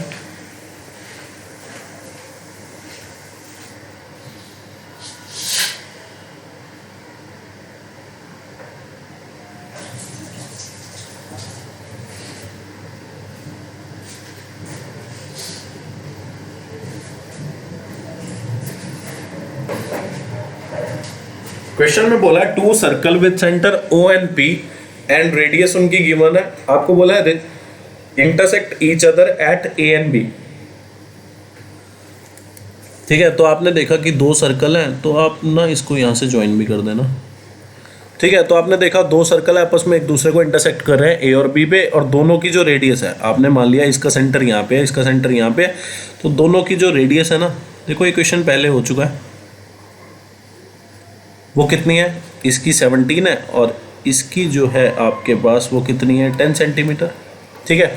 आपको बोला गया है क्या कि लेंथ ऑफ कॉमन कोड जो है वो कितनी है 16। आपको बताना है पैरामीटर ऑफ ट्रायंगल AOP, ठीक है। तो O ये है, P ये है, देखो आपने क्या किया OP को ज्वाइन कर दिया, ठीक है, दोनों के सेंटर को आपने ज्वाइन कर दिया। आपने देखा AB एक जो है वो क्या है कॉमन कोड है, AB जो है कॉमन कोड है। तो अगर आप O और P को ज्वाइन करते हो तो आपको पता है 2 इक्वल हिस्सों में कोड डिवाइड हो जाएगी, मतलब ऊपर भी 8 रहेगा नीचे भी 8 रहेगी।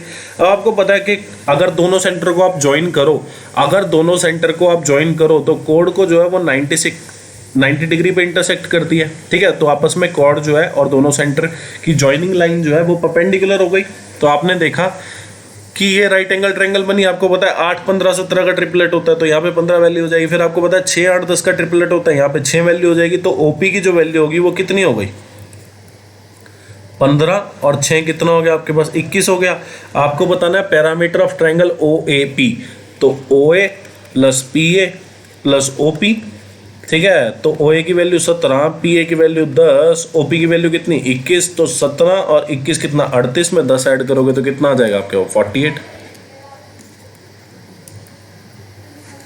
अब ये वाला क्वेश्चन है, देखो आपको बोला एक्स स्क्वायर प्लस 1/x² की आपको वैल्यू गिवन है, आपको एक्स क्यूब माइनस 1/x³ बनाना। देखो आपको एक्स क्यूब अगर माइनस 1/x³ बनाना है तो आपको x माइनस 1/x की वैल्यू पता होनी चाहिए, तो आप वो इसी से निकाल सकते हो। आपने क्या किया, दोनों साइड आपने माइनस कर दिया 2, तभी आपका लेफ्ट हैंड साइड जो है वो क्या बनेगा, x माइनस 1/x का होल स्क्वायर, ठीक है। तो आपने माइनस किया तो आपने देखा लेफ्ट हैंड साइड जो लिखा है वो क्या लिखा है, x माइनस 1/x का whole square, right hand side क्या लिखा है 81। 81 क्या होता है 9 का स्क्वायर, तो x माइनस 1/x की वैल्यू आपके पास कितनी आ गई, 9 आ गई। अब आपको एक्स क्यूब माइनस 1/x³ की वैल्यू बतानी है। आपको पता है कि x माइनस 1/x अगर a हो तो एक्स क्यूब माइनस 1/x³ जो है वो क्या होता है a³ प्लस 3a, ठीक है।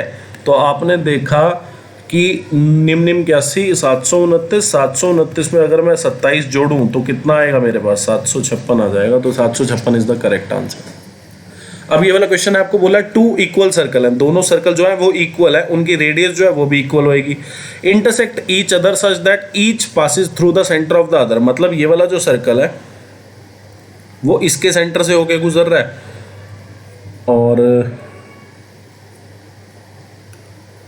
ये वाला जो सर्कल है अगर मैं इस सर्कल को कंप्लीट करूं तो वो इसके सेंटर से होके गुजर रहा है, मतलब इसका सेंटर ये आ गया और इसका सेंटर ये आ गया। आपको बोला दोनों के कॉमन कॉर्ड की लेंथ बतानी है, ठीक है। आपको बोला दोनों का जो कॉमन कॉर्ड है ना इसकी लेंथ बतानी है, ठीक है ना। तो आपको पहली बात तो ये चीज़ पता है क्या कि अगर मैं सर्कमफ्रेंस से सेंटर ज्वाइन कर दूँ तो ये क्या होता है, रेडियस होता है, ये 8 हो गया। यहाँ पे भी अगर मैंने ज्वाइन कर दिया तो ये भी 8 हो जाएगा। देखो एक लाइन जो है वो वैसी बन गई, ठीक है। तो यहाँ पे कितना हो गया, यहाँ पे भी 8 हो गया, ठीक है। और आपने देखा कि अगर मैं इस सेंटर से, ये जो सेंटर है इससे मैंने दूसरा सेंटर सर्कल का ज्वाइन कर दिया, वेट, या फिर ऐसा देख सकते हैं हम कि पहला सर्कल जो है ये वाला, इस पहले सर्कल का सेंटर जो है वो ये है और ये सर्कमफ्रेंस का कोई पॉइंट है, तो इसकी वैल्यू भी आपके पास कितनी हो जाएगी, 8 हो जाएगी, ठीक है। तो अब आपको कॉमन कॉर्ड की लेंथ बतानी है, ठीक है। तो आप एक चीज यहां पे देखो, क्या आप यहां पे देख सकते हो, कैसे सॉल्व करें, देखो देखो देखो,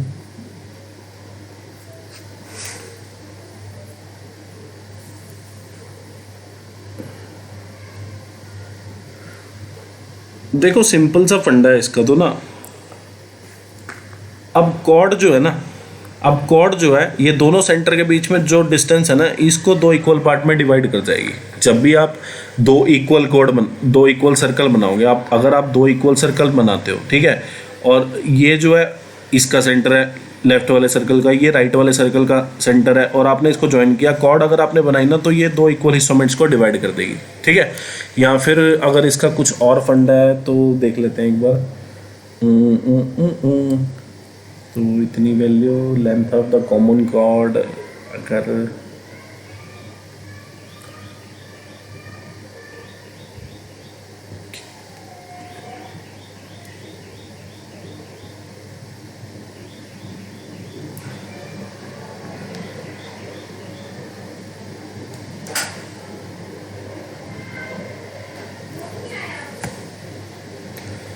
तो ये तो आपको पता ही है कि जब दोनों सेंटर को हमने ज्वाइन कर दिया, ये लेफ्ट राइट वाले सर्कल का सेंटर है, ये लेफ्ट वाले का, जब दोनों सेंटर को हमने ज्वाइन कर दिया तो कोड को 2 इक्वल हिस्सों में डिवाइड कर जाएगा, ये तो आपको पता ही है,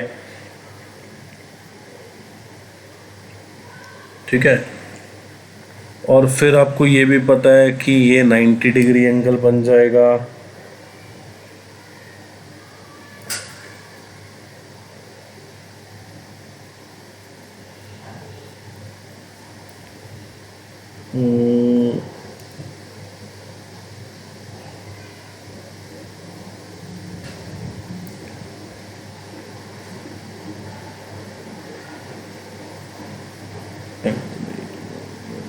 देखो ऐसे ही कह सकते हैं ना, आप लोग देख सकते हो कि सिमेट्रिकल हैं दोनों फिगर आपस में ना एक दूसरे के। अगर आप लेफ्ट हैंड साइड देखो तो भी वही पोर्शन बन रहा है, आप राइट हैंड साइड देखो तब भी वही पोर्शन बन रहा है।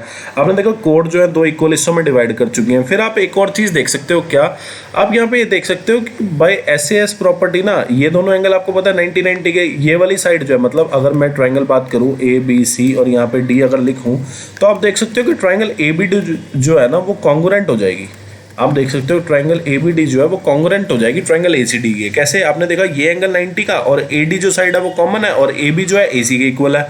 तो बाय SAS प्रॉपर्टी आप बोल सकते हो कि दोनों ट्राइंगल आपस में एक दूसरे के कॉन्ग्रुएंट है, तो आप बोल सकते हो कि BD जो है वो DC के इक्वल है। अगर किसी को लॉजिकली कुछ चाहिए ना तो बोल सकता है कि BD जो है DC के इक्वल है, दोनों ट्राइंगल आपस में दोनों के कॉन्ग्रुएंट हो गई। और आप ऐसा भी देख सकते हो क्या कि एग्जाम में आप कॉन्ग्रुएंसी वगैरह क्या देखोगे, आप सीधा ये देखो कि दो इक्वल सर्कल है, ठीक है, आप देखो दो इक्वल सर्कल है और दोनों ना आपस में एक दूसरे के सिमेट्रिकल बन रहे हैं, मतलब जैसा लेफ्ट हैंड साइड में पोर्शन बना हुआ है वैसा ही राइट हैंड साइड में पोर्शन बन रहा है, ठीक है। तो आप अपने दिमाग से भी कह सकते हैं कि भाई चलो आधे आधे में डिवाइड किया होगा इसने एक दूसरे को। तो आपने देखा 8 जो है हाइपोटेन्यूज आ गया, बेस जो है 4 आ गया, तो आपका परपेंडिकुलर यानी AD की जो वैल्यू आएगी वो आपके पास कितनी आ जाएगी, वो आ जाएगी आपका हाइपोटेन्यूज का स्क्वायर 8 का स्क्वायर माइनस 4 का स्क्वायर, तो 8 का स्क्वायर 64, 64 में से 16 गए तो आपका 48 आ जाएगा। 48 क्या होता है 16 इंटू 3, तो 16 का अंडर रूट 4 बाहर आ जाएगा, तो 4√3 जो है वो आपके पास AD की वैल्यू आ जाएगी। और अगर आपको AP जो कि लेंथ ऑफ कॉमन कोड है अगर वो आपको बतानी है तो वो ट्वाइस ऑफ AD होगी, क्योंकि AP जो है दो इक्वल हिस्सों में बांटी गई है AD और DP के। तो आपने देखा कि ट्वाइस 8√3, ठीक है, थोड़ा लंबा हो गया ये क्वेश्चन बट इट्स ओके, हमें लॉजिक पता होना चाहिए। अब ये वाला क्वेश्चन है, आपने क्या किया, कोसेक थीटा को आप राइट हैंड साइड ले गए, तो आपने देखा sec theta equal to cosec theta. ऐसा तभी होता है जब थीटा जो है 45 डिग्री के इक्वल हो, ठीक है, क्योंकि सेक 45 कोसेक 45 की वैल्यू जो है वो √2 होती है, तभी वैल्यू सेम होती है जब थीटा जो है 45 डिग्री पे हो। तो आपको बोला है सेक स्क्वायर थीटा, तो √2 का स्क्वायर मतलब sec square 45 degree plus cosec square 45 degree, तो आपने देखा √2 का स्क्वायर कितना 2, 2 का स्क्वायर √2 का स्क्वायर 2, 2 + 2 कितना हो जाएगा 4 हो जाएगा। अब ये वाला क्वेश्चन आपको बोला है what will be the selling price of an article if 2 successive discount 15% और 12% ऑफर किए जाए मार्क प्राइस पे। तो सेलिंग प्राइस जो वो क्या होगा मार्क प्राइस, तो मार्क प्राइस अपने आप में 100% जिसमें से 15% की छूट दे दी तो वैल्यू कितनी रही 85%, फिर 12% की छूट दी 100% खुद की वैल्यू तो 88%। तो ये सॉल्व कर लेना आपका आंसर आ जाएगा।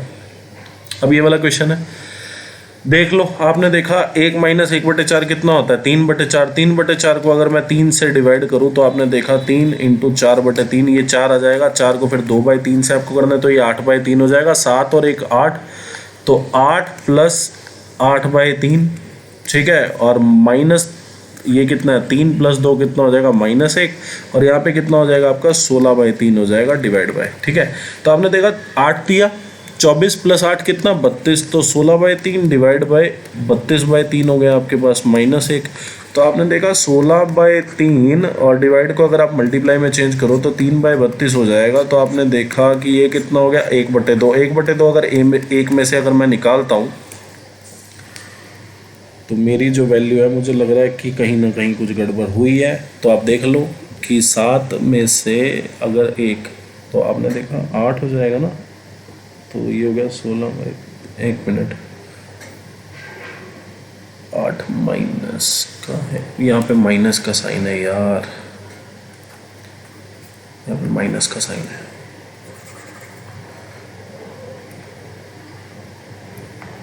ठीक है, तो आपने देखा 8 - 8/3, तो 8 दिया 24 में से 8 गए कितना 16/3, तो 16/3 डिवाइड बाय 16/3 1, तो 1 - 1 आपके पास कितना आ जाएगा, आपके पास 0 आ जाएगा।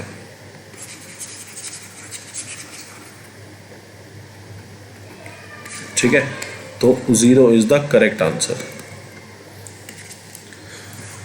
अब ये वाला क्वेश्चन है, आपको बोला है a man invest an amount of 1,05,750 रुपए at simple interest in the name of his son, daughter and his wife in such a way that they get the same interest after 3, 4, 5 years respectively। आपको बताना है rate of interest आपको given है, आपको बताना है कि वाइफ के अकाउंट में उसने कितने पैसे जमा कराए या वाइफ के नाम उसने कितना पैसा इन्वेस्ट किया। तो आपने देखा टोटल उसने कितना पैसा इन्वेस्ट किया 1,05,750 रुपये, और इसी पैसे में से उसने कुछ अमाउंट सन के नाम से इन्वेस्ट कर दी, कुछ अमाउंट उसने डॉटर के नाम से इन्वेस्ट कर दी, कुछ अमाउंट जो है उसने वाइफ के नाम से इन्वेस्ट कर दी। ठीक है, तो आपने देखा कि सन के नाम से जो इन्वेस्ट किया आपने वो प्रिंसिपल एस मान लिया, तो इंटरेस्ट कितना आ गया, सिंपल इंटरेस्ट कितना आ गया, प्रिंसिपल इंटू आर, रेट कितना है 5, टाइम कितना है 3 साल, तो सिंपल इंटरेस्ट जो है वो 3 साल का आपके पास ये आ गया। जो सन के नाम से उसने इन्वेस्ट किया, डॉटर के नाम से जो प्रिंसिपल इन्वेस्ट किया आपने उसको डी से डिनोट कर दिया, तो इसका टाइम कितना है 4 साल, और रेट ऑफ इंटरेस्ट कितना 5 और 100, और वाइफ के नाम से जो इन्वेस्ट किया है उसको आपने डब्ल्यू प्रिंसिपल मान लिया। 5 साल बाद की बात करनी है आपको, 5 जो है सिंपल इंटरेस्ट है, तो ये आ गया। अब आपने देखा 5/100 5/100 5/100 सब में से कट जाएगा, क्योंकि सिंपल इंटरेस्ट जो है वो आपका इक्वल है। आपको बोला in such a way that they get the same interest, same interest मतलब सन के नाम जो पैसा जमा हुआ, जो डॉटर के नाम आपने इन्वेस्ट किया है, और वाइफ के नाम जो इन्वेस्ट किया, मतलब तीनों के नाम जो इन्वेस्ट किया है ना वो सेम इंटरेस्ट देगा आपको।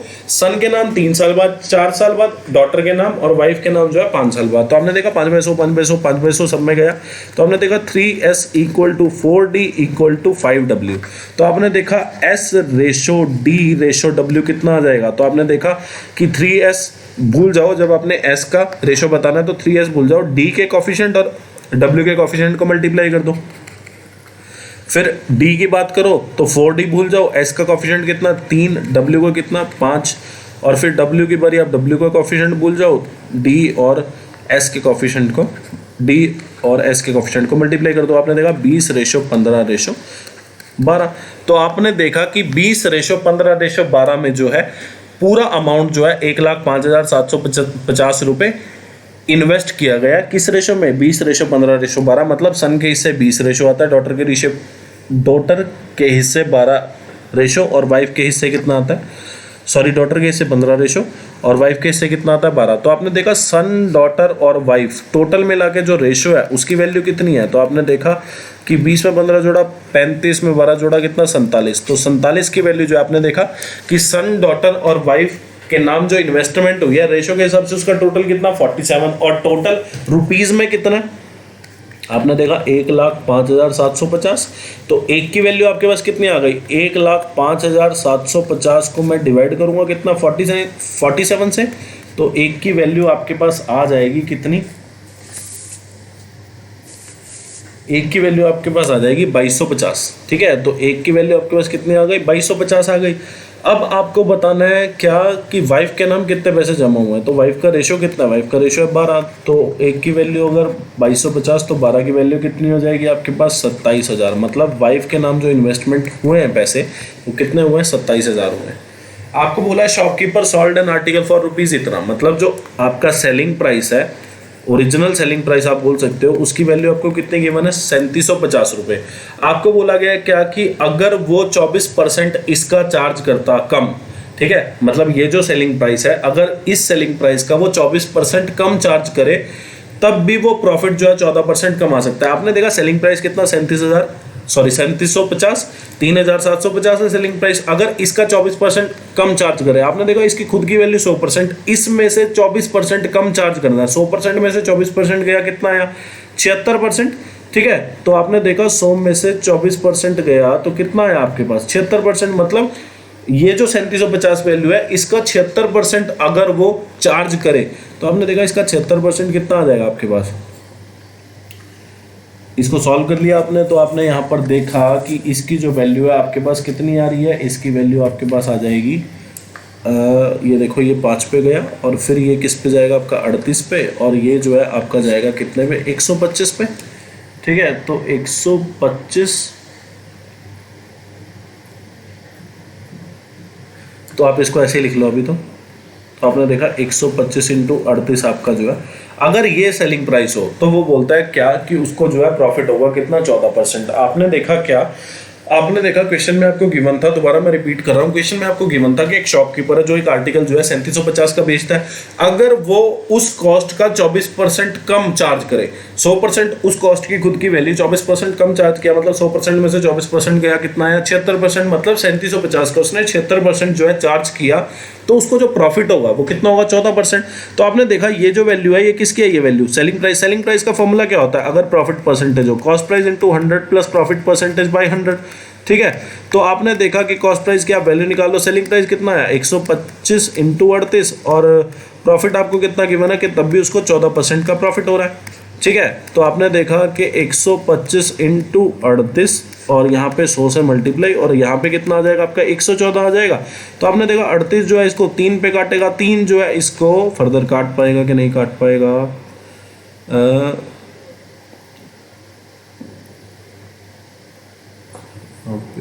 5, हाँ सॉरी 5 तो गलत काट दिया, तो यहाँ पे 75 आएगा। कैलकुलेशन में आज एरर हो रहे हैं थोड़े। ठीक है, तो यहाँ 75 आएगा।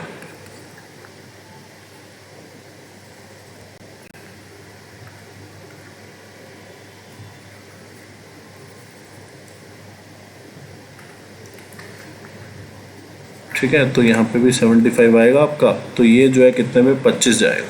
ठीक है, तो आपकी जो है कॉस्ट प्राइस की वैल्यू आपके पास कितनी आ गई 2500 रुपये। अब ये वाला क्वेश्चन है, आपको बोला है ABC ट्राइंगल है, राइट एंगल है बी पे। ठीक है, तो अगर सॉरी राइट एंगल है ए पे, तो एंगल ए अगर 90 हो गया और आपको पता है sum of all angle of triangle कितना होता है 180, तो एंगल बी और एंगल सी का जोड़ कितना हो जाएगा 180 में से एंगल ए घटा दो। ठीक है, अगर एक ट्राइंगल है ABC जो कि राइट एंगल है किस पे ए पे, तो आपने देखा कि एक राइट एंगल ट्राइंगल है, राइट एंगल है ए पे, तो आपने देखा कि अगर ए एंगल जो है 90 डिग्री हो गया तो बी और सी का जोड़ जो है वो आपके पास कितना आ जाएगा 90, क्योंकि sum of all angle of triangle कितना होता है 180 डिग्री। ठीक है, तो एंगल बी और एंगल सी का जोड़ आपके पास कितना आ जाएगा 90 डिग्री। ठीक है, तो आपको बोला है sine B plus C by 2, तो बी प्लस सी कितना 90, 90 बाई 2 कितना 45, कॉस 45, तो साइन 45 कॉस 45 1/√2 इंटू 1/√2 कितना हो जाएगा आपके 1/2। अब ये वाला क्वेश्चन है, देखो आपको बोला ए बी सी डी जो है 4 पॉजिटिव नंबर है, ए जो है वो 3/4 है बी के। ठीक है, तो मतलब ए रेशो बी कितना हो गया 3/4। फिर बी जो है वो 4/5 है सी के, तो बी रेशो सी कितना हो गया 4/5। ठीक है, फिर आपको बोला है कि सी जो है वो 3/8 है डी के, तो आपने देखा सी रेशो डी यानी कि सी बाय डी जो है वो कितना हो गया 3/8। आपको बोला है average of 4 times of, if the average of 4 times of A and 7 times of D आपको गिवन है, तो आपको बताना है average of all the 4 number A B C D. ठीक है, तो आपने देखा सबसे पहले आपको क्या काम करना है, आपको एक कंबाइंड रेशो बनाना है ए रेशो बी रेशो सी रेशो डी। तो आपको इन दोनों को सॉल्व करके आप सबसे पहले क्या बनाओगे ए रेशो बी रेशो सी। आपने देखा दोनों में कॉमन क्या है बी, तो आपने देखा बी जो है वो तो इक्वल ही है, तो आपको कुछ करने की जरूरत नहीं है, 3/4/5 आपने बना दिया। फिर आपने क्या करना है ए रेशो बी रेशो सी को सी रेशो डी से सॉल्व करना है। आपने देखा कॉमन क्या है दोनों रेशो में सी, तो सी को इक्वल बना दो। सी को इक्वल बनाने के लिए यहाँ पे आपको 3 से मल्टीप्लाई करना पड़ेगा, यहाँ पे आपको 5 से मल्टीप्लाई करना पड़ेगा। आपने देखा A ratio B ratio C D ratio D आपके पास कितना आ गया 3 तिया 9, 3 चौक 12, 3 पंजे 15, 8 पंजे 40। ठीक है, तो आपने देखा A ratio B ratio C ratio D की जो वैल्यू आई वो आपके पास कितनी आ गई 9/12/15/40। आपने क्या किया ए की वैल्यू को 9x मान लिया, बी की वैल्यू को आपने 12x मान लिया, just for the sake of simplicity. ठीक है, आपने x मान लिया ताकि आपको जो है कैलकुलेशन में दिक्कत ना हो। ठीक है, तो आपने देखा एवरेज जो है 4 टाइम्स ऑफ ए और 7 टाइम्स ऑफ डी, इसका जो एवरेज है उसकी वैल्यू आपको गिवन है कितनी 316। तो आपने देखा कि ये कितना आ गया 36x और यहाँ पे कितना आ गया आपके पास 280x, इसकी वैल्यू जो है वो आपके पास 316 गिवन है। तो आपने देखा 316x जो है वो 316 इंटू 2 के इक्वल है। तो आपने देखा x की वैल्यू आपके पास कितनी आ गई 2। आपको बताना है ए बी सी डी इन सब का एवरेज। तो आपने देखा 9x plus 12x plus 15x plus 40x by 4, तो ये क्या होगा ए बी और सी और डी का जो है एवरेज हो जाएगा आपके पास।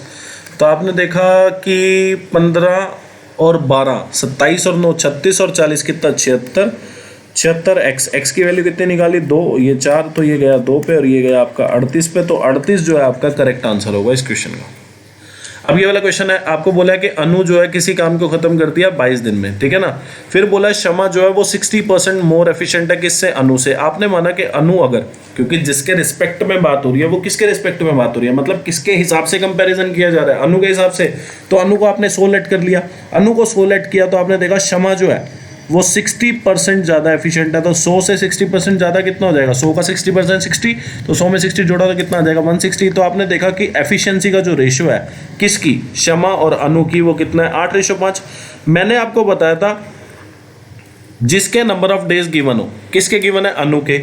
आपको जिसके नंबर ऑफ डेज गिवन हो उसकी रेशियो ऑफ एफिशिएंसी से आप मल्टीप्लाई कर दो, और जिसके आपको नंबर ऑफ डेज निकालने हो, निकालने किसके हैं, how many days, 10 Shama alone take to complete the same piece of work, जिसके दिन निकालने हो। मैंने आपको बोला था कि इस क्वेश्चन को सॉल्व करने की बहुत आसान ट्रिक है क्या, कि आप एफिशिएंसी का रेशियो निकाल लो, दोनों की, या 3 बंदे हो या 4 बंदे हो, आपने क्या करना है कि एफिशिएंसी का रेशियो निकाल लिया। आपने देखा एफिशिएंसी का रेशियो कितना है 8:5। आपने देखा कि जिसके दिन दिए हो, किसके दिन दिए, अनु के, उसकी रेशियो ऑफ एफिशिएंसी यानी कि 5 से मल्टीप्लाई कर दो। जिसके दिन निकालने हो, निकालने किसके, शमा के दिन, उसकी रेशियो ऑफ एफिशिएंसी से आप डिवाइड कर दो, ठीक है ना। तो 55/4, 55/4 कितना होता है, 13 चौक 52, 13 सही 3/4 जो है आपका करेक्ट आंसर होगा। और ये जो न्यूमरेटर में इतनी चीज आती है ना, जिसके दिन दिए हो उसकी रेशियो ऑफ एफिशिएंसी से मैं मल्टीप्लाई कर दूं, ये टोटल वर्क आपके पास आ जाता है, ठीक है। और जिसके दिन निकालने हो उसकी रेशियो ऑफ एफिशिएंसी से आप डिवाइड कर देते हो। अभी वाला क्वेश्चन है, आपको x² + 1/x² बनाना है। तो आपको पता है कि आपको यहां से x - 1/x की वैल्यू पता लग सकते हैं। कैसे, आपने क्या किया, दोनों साइड आपने डिवाइड कर दिया, किससे, x से, राइट हैंड साइड भी लेफ्ट हैंड साइड भी। तो आपने देखा कि x - 1/x आपके पास आ गया एक तो, और 4 - √3 था, तो लेफ्ट हैंड साइड जो है वो आपका क्या हो जाएगा, √3 - 4। ये क्या है, इधर प्लस में है तो इधर जाके माइनस हो जाता, तो आपने √3 - 4 कर दिया। अब आपको x² + 1/x² बनाना, दोनों साइड आप स्क्वायर कर दो, ठीक है। तो आपने देखा लेफ्ट हैंड साइड जो है वो आपके पास क्या हो गया, x² + 1/x² - 2, और राइट हैंड साइड क्या हो गया, √3 का स्क्वायर कितना 3, 4 का स्क्वायर कितना 16, और यहाँ पे कितना हो जाएगा 4 दूनी 8, यहाँ पे कितना हो जाएगा √3। तो x² + 1/x² जो है वो आपने देखा 16 और 3 कितना 19, और 2 कितना 21, 21 - 8 √3 इज द करेक्ट आंसर। आपको बोला है car take 50 minute to cover a certain distance at a speed of कितना 54 km/h। आपने देखा डिस्टेंस का फॉर्मूला क्या होता है, स्पीड इनटू टाइम। स्पीड कितनी 54 km/h, टाइम कितना लगा 50 मिनट। अगर उसको मैं आर में चेंज कर दूं तो आप देखते हो कि 50/60 हो जाएगा मिनट को, अगर मैं आर में चेंज करूंगा। तो आपने देखा कि 0 से 0 गया, 6 9 जा 54, तो 9 पंजे कितना हो जाएगा 45 किलोमीटर डिस्टेंस है। आपको बोला है स्पीड अगर 25% इंक्रीज कर दी जाए, तो आपने देखा 54 km/h पहले स्पीड है, ये अपने आप में 100% हो गया, इसमें 25% का इंक्रीमेंट, मतलब वैल्यू कितनी हो गई 125%, ठीक है। तो आपने देखा ये हो गया 27 × 5/2, तो स्पीड अब इतनी है, ठीक है। टाइम कितना लगना है, डिस्टेंस जो है वो 3/4 अब ट्रेवल करना है। तो टाइम क्या होता है, डिस्टेंस अपॉन स्पीड। डिस्टेंस कितना 45, अब 45 का जो है 3/4 ट्रेवल करना है। स्पीड कितनी है 27 × 5/2, ठीक है। तो आपने देखा कि पहले तो इससे ये जाएगा, ठीक है, और फिर ये 9 और 9 पंजे 45, तो टाइम जो है वो कितना लगना है 1/2। 1/2 मतलब आधा घंटा, आधा घंटा कितना होता है 30 मिनट। अब ये वाला क्वेश्चन है, आपको बोला 2 नंबर है, आपको बोला 2 नंबर है, वो किस अनुपात में, 13:17 के अनुपात में।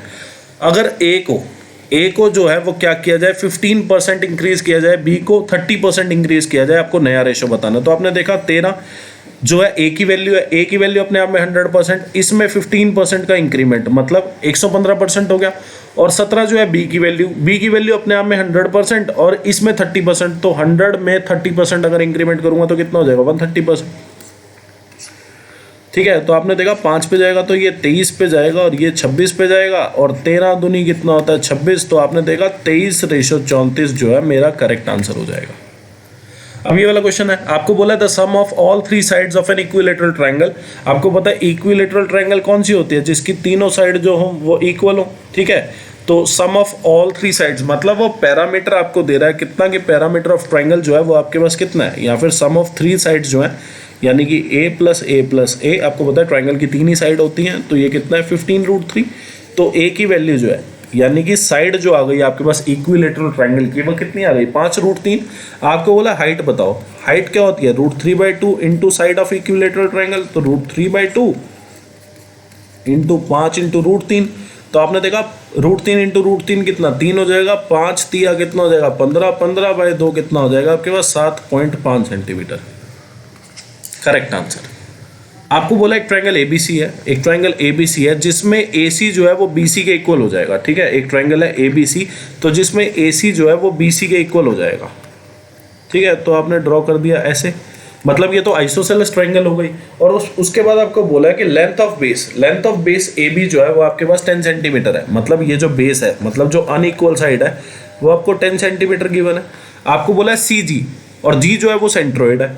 ठीक है, तो सी जी की आपको वैल्यू गिवन है, सी जी की वैल्यू गिवन है कितनी है आपके पास 8, और जी जो है वो सेंट्रोइड बोल दिया। आपको पता है कि सेंट्रोइड जो है वो किस पे बनता है, मीडियन पे। तो मतलब अगर सीजी लाइन को मैं आगे प्रोड्यूस करूं और वो ए बी को कहां पे जाके मिलाता हूं, मैं डी पे मिलाता हूं, तो सी डी जो है वो आपका मीडियन हो जाएगा। मैंने कुछ नहीं किया, मैंने क्या किया, सी जी जो एक लाइन बनी हुई है जो आपको क्वेश्चन में गिवन है, और जी आपको सेंट्रोइड दे दिया। सेंट्रोइड होता है ट्रायंगल के बीच में एंगल पॉइंट, ठीक है ना। सेंट्रोइड जो होता है वो ट्रायंगल के बीच में एक पॉइंट होता है। तो आपने देखा कि सीजी को आपने ज्वाइन किया, तो उसको आपने एक्सटेंड कर दिया, ए बी से मिला दिया किस पे, डी पे। अब सी डी जो है वो आपका क्या हो गया, मीडियन।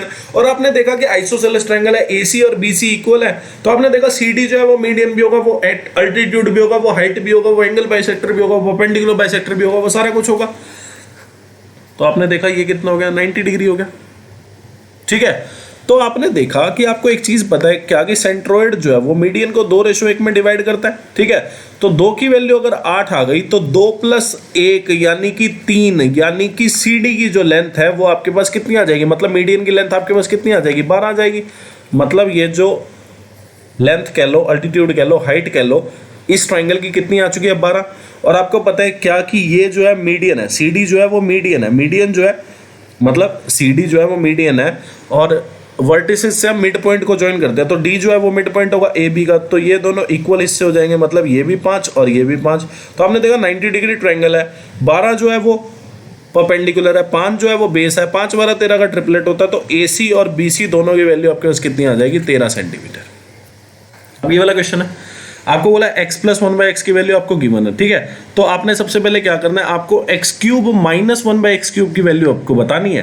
तो आपको क्या करना पड़ेगा, x + 1/x से x - 1/x सबसे पहले बनाना पड़ेगा। देखो उसको बनाने के 2 तरीके हैं। एक तरीका क्या कि आप क्या करो, x + 1/x से x² + 1/x² बना लो, फिर x² + 1/x² -2 कर दो, तो राइट हैंड साइड में भी आपको -2 करना पड़ेगा। जैसे इस क्वेश्चन में अगर मैं देखूं तो मैंने क्या किया, दोनों साइड स्क्वायर कर दिया। आपने देखा कि x + 1/x की वैल्यू अगर a है तो x² + 1/x² की वैल्यू कितनी हो जाएगी, a² - 2, मतलब 13 का स्क्वायर -2 कितना हो जाएगा, 11।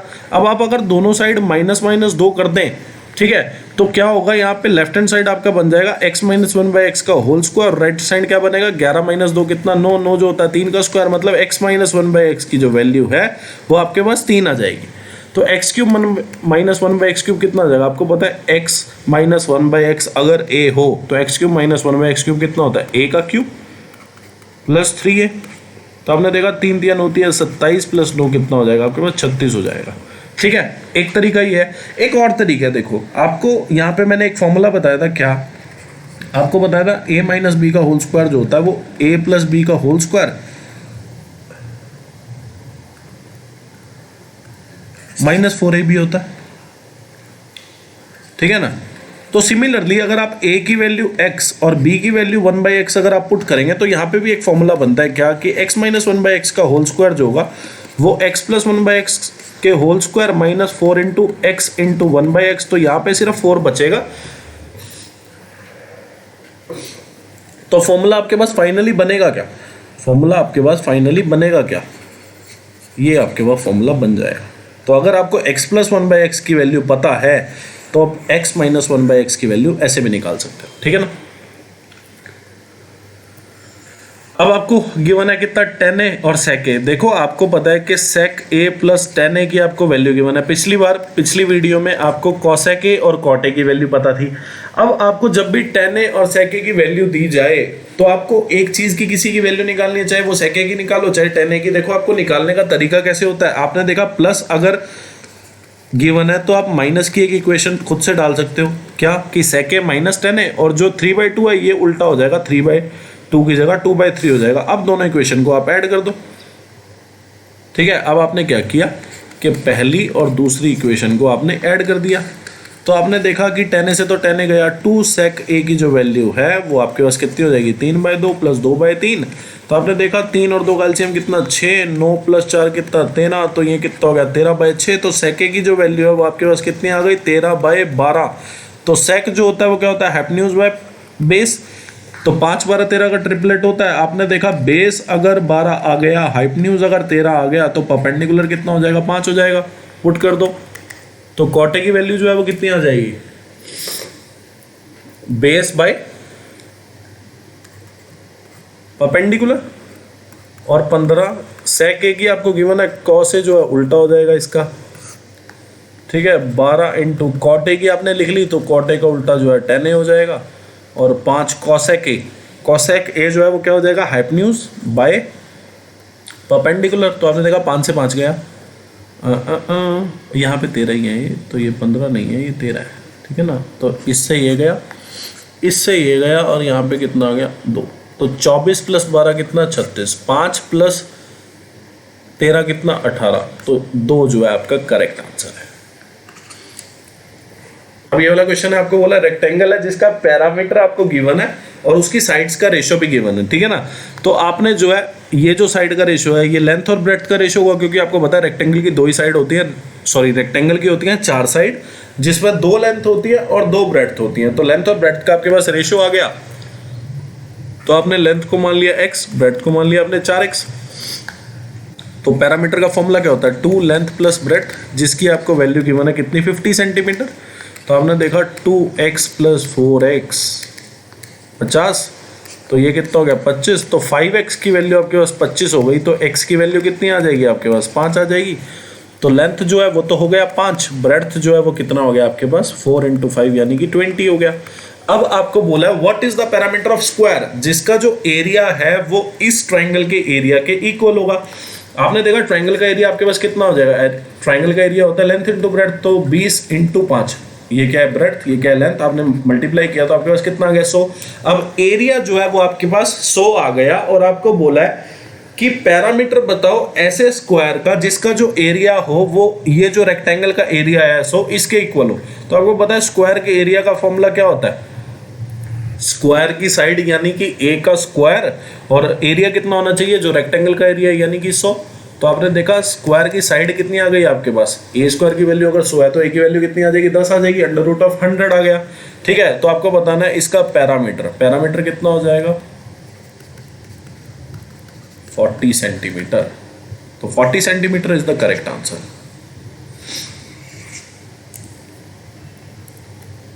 अब ये वाला क्वेश्चन है, आपको बोला है if the 9 digit number 9 digit number आपको गिवन है कितना 8475639AB, ठीक है।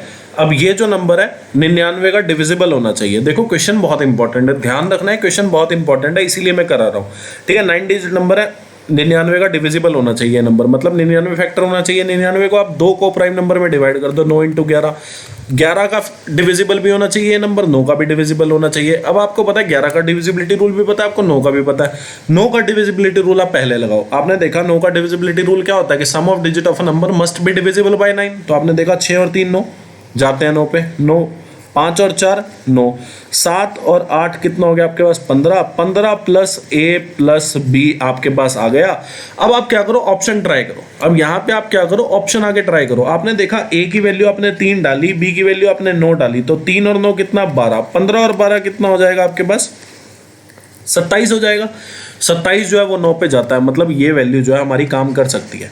फिर आपने देखा 4 और 6 आपने वैल्यू डाली, 6 और 4 10, 10 और 15 कितना 25, 25 जो है वो 9 पे नहीं जाता। फिर आपने 5 और 3 वैल्यू डाली, 5 और 3 8, 8 और 15 कितना होगा 23, 23 जो है वो 9 पे नहीं जाता। फिर आपने 4 और 8 डाली, 4 और 8 जब आपने a और b की वैल्यू डाली तो आपने देखा 4 और 8 कितना 12, 12 में अगर मैं जोड़ूँ 15 तो मेरा कितना होता है 27।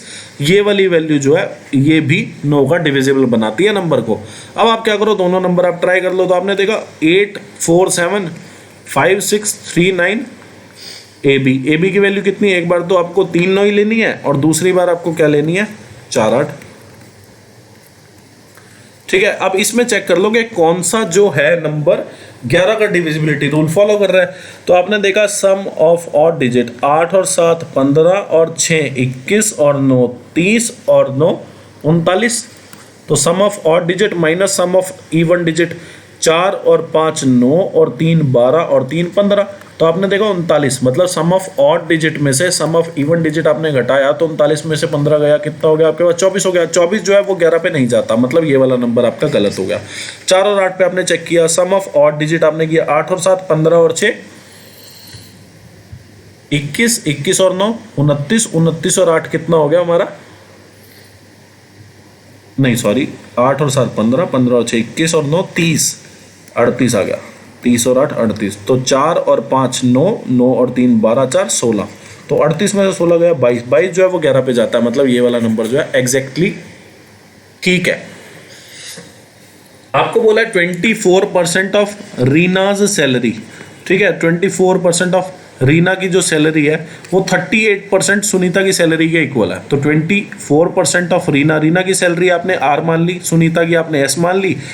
तो 24% ऑफ रीना जो है वो इक्वल टू हो जाएगा 38% ऑफ सुनीता। तो आपने देखा परसेंट से परसेंट गया और आपने देखा ये तो दो पे भी काट रहा है आपस में एक दूसरे को। तो रीना और सुनीता की जो सैलरी का रेशो आ गया वो आपके पास कितना आ गया, 19:12 आ गया आपके पास। आपको बोला है जो वीना की जो सैलरी है, वीना की जो सैलरी है वो 2/3 है किसकी सैलरी के, रीना और सुनीता की टोटल सैलरी। आपने रीना की सैलरी जो है वो 19 देखी रेशो में, और सुनीता की सैलरी जो है वो रेशो में कितनी आ गई आपके पास 12। तो आपने देखा रेशो अगर मैं जोड़ूं दोनों की सैलरी का, रीना और सुनीता की, तो कितनी वैल्यू आ गई आपके पास, 31 आ गई वैल्यू, ठीक है। और वीना की सैलरी है कितनी, 62,000 है। तो आपने देखा कि ये तो गया आपका 2 पे, ठीक है, और फिर आपने देखा 2 से 2 गया तो 1 की वैल्यू जो है वो आपके पास कितनी आ गई, 3,000 आ गई, ठीक है। आपको बताना है सुनीता की सैलरी, सुनीता की सैलरी मतलब सुनीता की सैलरी का रेशो है कितना, 12, 12 की वैल्यू कितनी हो जाएगी आपके पास, 36,000 हो जाएगी। 12 × 3,000 कितना आपके पास, 36,000 जो है बिल्कुल करेक्ट आंसर आ जाएगा आपके पास इस क्वेश्चन का।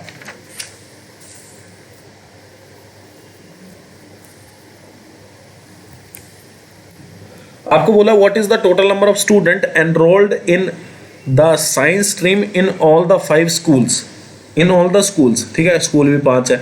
तो आपने देखा साइंस स्ट्रीम कौन सी, ये वाली, तो 60 45 40 और 40। तो आपने देखा 40 और 40 80, और 80 और 60 कितना 140। तो आपने देखा 60 और 40 100, 100 में 40 जोड़ूँ 140, फिर 185, 185 में अगर 78 जोड़ूँ मैं तो ये आपके पास 263 आ जाएगा।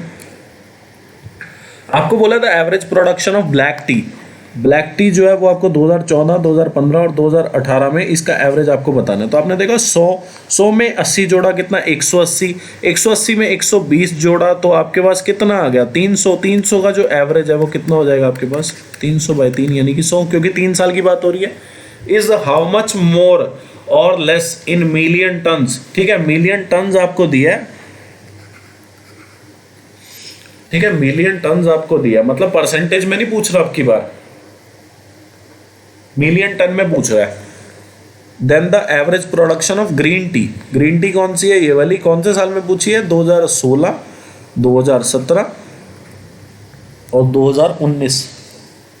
तो आपने देखा 100 और 130 कितना 230, 230 में अगर मैं 110 जोड़ूंगा तो कितना आ जाएगा 340, ये 340/3 हो गया। तो आपको इन दोनों का डिफरेंस पूछा है, तो आपने देखा कि मोर है कि लेस है, आपने देखा 100 जो है वो कम है 340/3 से, तो लेस आएगा। मोर वाले तो ऑप्शन ही गलत हो गए, ठीक है, मोर वाले दोनों ऑप्शन गलत। फिर कितनी कम है, आपने दोनों का डिफरेंस देखा, तो आपने देखा 340 - 300/3 यानी कि 140/3, यानी कि ये कितना हो गया आपके पास, सॉरी 140 नहीं 40/3 होगा ना, 340 में से 300 को ये कितना हो गया 40/3, तो ये कितना हो गया 13.33। तो लेस है कितना 13.33, मतलब average production of black tea जो है वो 13.33 कम है किससे, average production of green tea से, ग्रीन टी से। आपको बोला in which year was there a maximum percentage increase in the sales of product as compare to previous year. आपने देखा 2007 से 2008 में कितना इंक्रीमेंट आया, आपने देखा 400 से 600 हो गई वैल्यू, तो कितने का इंक्रीमेंट 200, कितनी वैल्यू पे 400, मतलब 1/2 इंक्रीमेंट, 1/2 इंक्रीमेंट हुआ। 1/2 को अगर मैं परसेंटेज में लिखूं तो आपको पता है कितना होता है, 50%। फिर आपने देखा 2008 से 2009 में आपने देखा 600 से 1000 हो गई वैल्यू, तो कितने का इंक्रीमेंट, 400। कितनी वैल्यू पे, 600 पे। तो 2/3 कितना होता है, 66.67%। फिर आपने देखा 2009 से 2010 में तो परसेंटेज डिक्रीज हुआ है, इंक्रीज नहीं हुआ। फिर आप 2010 से 2011 देखो, आपने देखा 400 का इंक्रीमेंट कितनी वैल्यू पे, 800 वैल्यू पे, इंटू 100%, तो ये भी आपका 50% हो गया। और फिर 2011 से 2012 में भी डिक्लाइन हुआ, मतलब डिक्रीमेंट हुआ। तो 2008 से 2009 में सबसे ज़्यादा इंक्रीमेंट हुआ है, कितना, इतना। तो 2009 आज जो है आंसर होगा। आपको 2009 बताना है क्योंकि कंपेयर हो रहा है पिछले ईयर से, मतलब 2008 से 2009 में कितना इंक्रीमेंट है। तो 2009 जो है करेक्ट ऑप्शन होगा, क्योंकि आपको बोला है कि in which year was there a maximum percentage increase in the sale of products as compare to previous year. Previous year मतलब 2008 हो गया, और अभी का ईयर बताना है आपको 2009। अब ये वाला क्वेश्चन आपको बोला है, which institute have the highest percentage of candidate passed to the candidate enrolled. ओहो, ये तो बहुत लंबा चौड़ा क्वेश्चन आ गया। तो आपको सभी की वैल्यू बतानी है, पी की भी, क्यू की भी, टी की भी, आर की भी, एस भी, क्योंकि सारे ऑप्शन में अवेलेबल है। चलो, तो आपने देखा, करते हैं इसको भी सॉल्व, दिल तो है नहीं।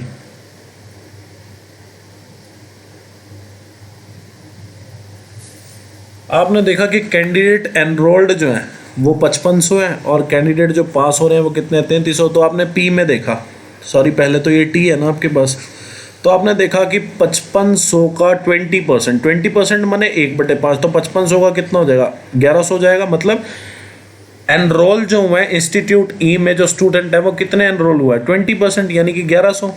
फिर आपने देखा पी में कितने हुए हैं, ये भी 20% है, ये भी 1100 हो जाएगा। फिर ये 30% है, 30% कितना होता है, 5500 का 30% जो है वो आपके पास कितना आ जाएगा, 1650। ठीक है। फिर 5500 का जो 12% है, 5500 का आपके पास 12% आ जाएगा कितना, 660। फिर 5500 का 18% आ जाएगा आपके पास कितना, 990। मतलब जो कैंडिडेट एनरोल कर रहे हैं टी इंस्टीट्यूट में वो 1100 कर रहे हैं, कितना, 20% ऑफ 5500 जो है वो टोटल नंबर ऑफ कैंडिडेट है। फिर पी में जो इंस्टीट्यूट में एनरोल हुआ है वो भी 1100। फिर आपने 30% निकाला 5500 का, जो कि आपके पास क्या आ गया, क्यू इंस्टीट्यूट में जो कैंडिडेट एनरोल हुए हैं। फिर आपके पास आर इंस्टीट्यूट में जो कैंडिडेट एनरोल हुआ है 12% की वैल्यू, 5500 का 12% कितना, 660। फिर आपने देखा 5500 का 18%, यानी कि एस इंस्टीट्यूट में कितने कैंडिडेट एनरोल हुआ उसकी वैल्यू आ गई आपके पास। अब आप इसमें देख लो, अब आपने देखा टी में कितने पास हो गए, तो 3300 का 16%, तो 3300 का आपके पास 16% कितना आ जाएगा, 528 आ जाएगा। फिर 3300 का आपके पास 18%, ये कितना हो गया, 594। 3300 का 24% आपके पास कितना हो जाएगा, 792। 3300 का 18% कितना हो जाएगा, ये अभी निकाला 594, और 24% दोबारा, तो ये तो 792 आसान हो गया आपके लिए। ठीक है। तो अब आपको क्या देखना है, highest percentage of candidate pass to the candidate enrolled. ठीक है। तो आपने देखा कि टी में कितने पास हो गए, आपने देखा टी में जो पास हुए वो कितने, 528, और टी में टोटल कितने थे, 1100 इंटू 100%। तो आपने देखा कि 20 से 20 गया, और इसकी जो वैल्यू है वो कितनी आ जाएगी आपके पास, 48%। ठीक है। तो कैंडिडेट टी में आपको पता लग गया। अब पी में देख लो पास परसेंटेज, टी में कितने पास हुए, पी में 594 पास हुए, टोटल कितने थे, 1100 इंटू 100%।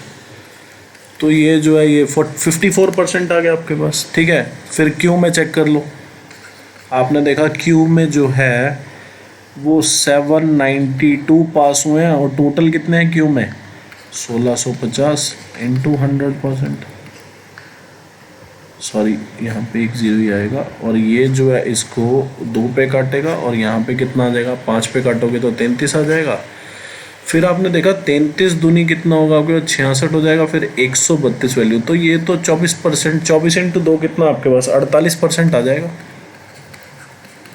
ठीक है। फिर आप आर में चेक कर लो, आर जो है वो ये वाला 594 total number of student, sorry total number of passed student और टोटल नंबर ऑफ स्टूडेंट जो एनरोल हुए आर में वो कितने हुए 660 इंटू 100%। तो आपने देखा 0 से 0 गया और 66 जो है इसको जो है वो 9 पे काट रहा है लो सीधा, ये तो 90% हो गया यार।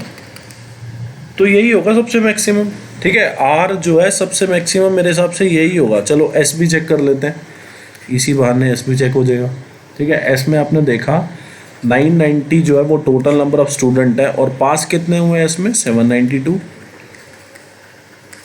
तो आपने देखा ये गया और फिर 99 अगर मैं देखूं तो ये इसको 8 पे काट देगा। तो एस में से जो पास परसेंटेज है, मतलब जो पास हुए स्टूडेंट उनका परसेंटेज कितना 80%।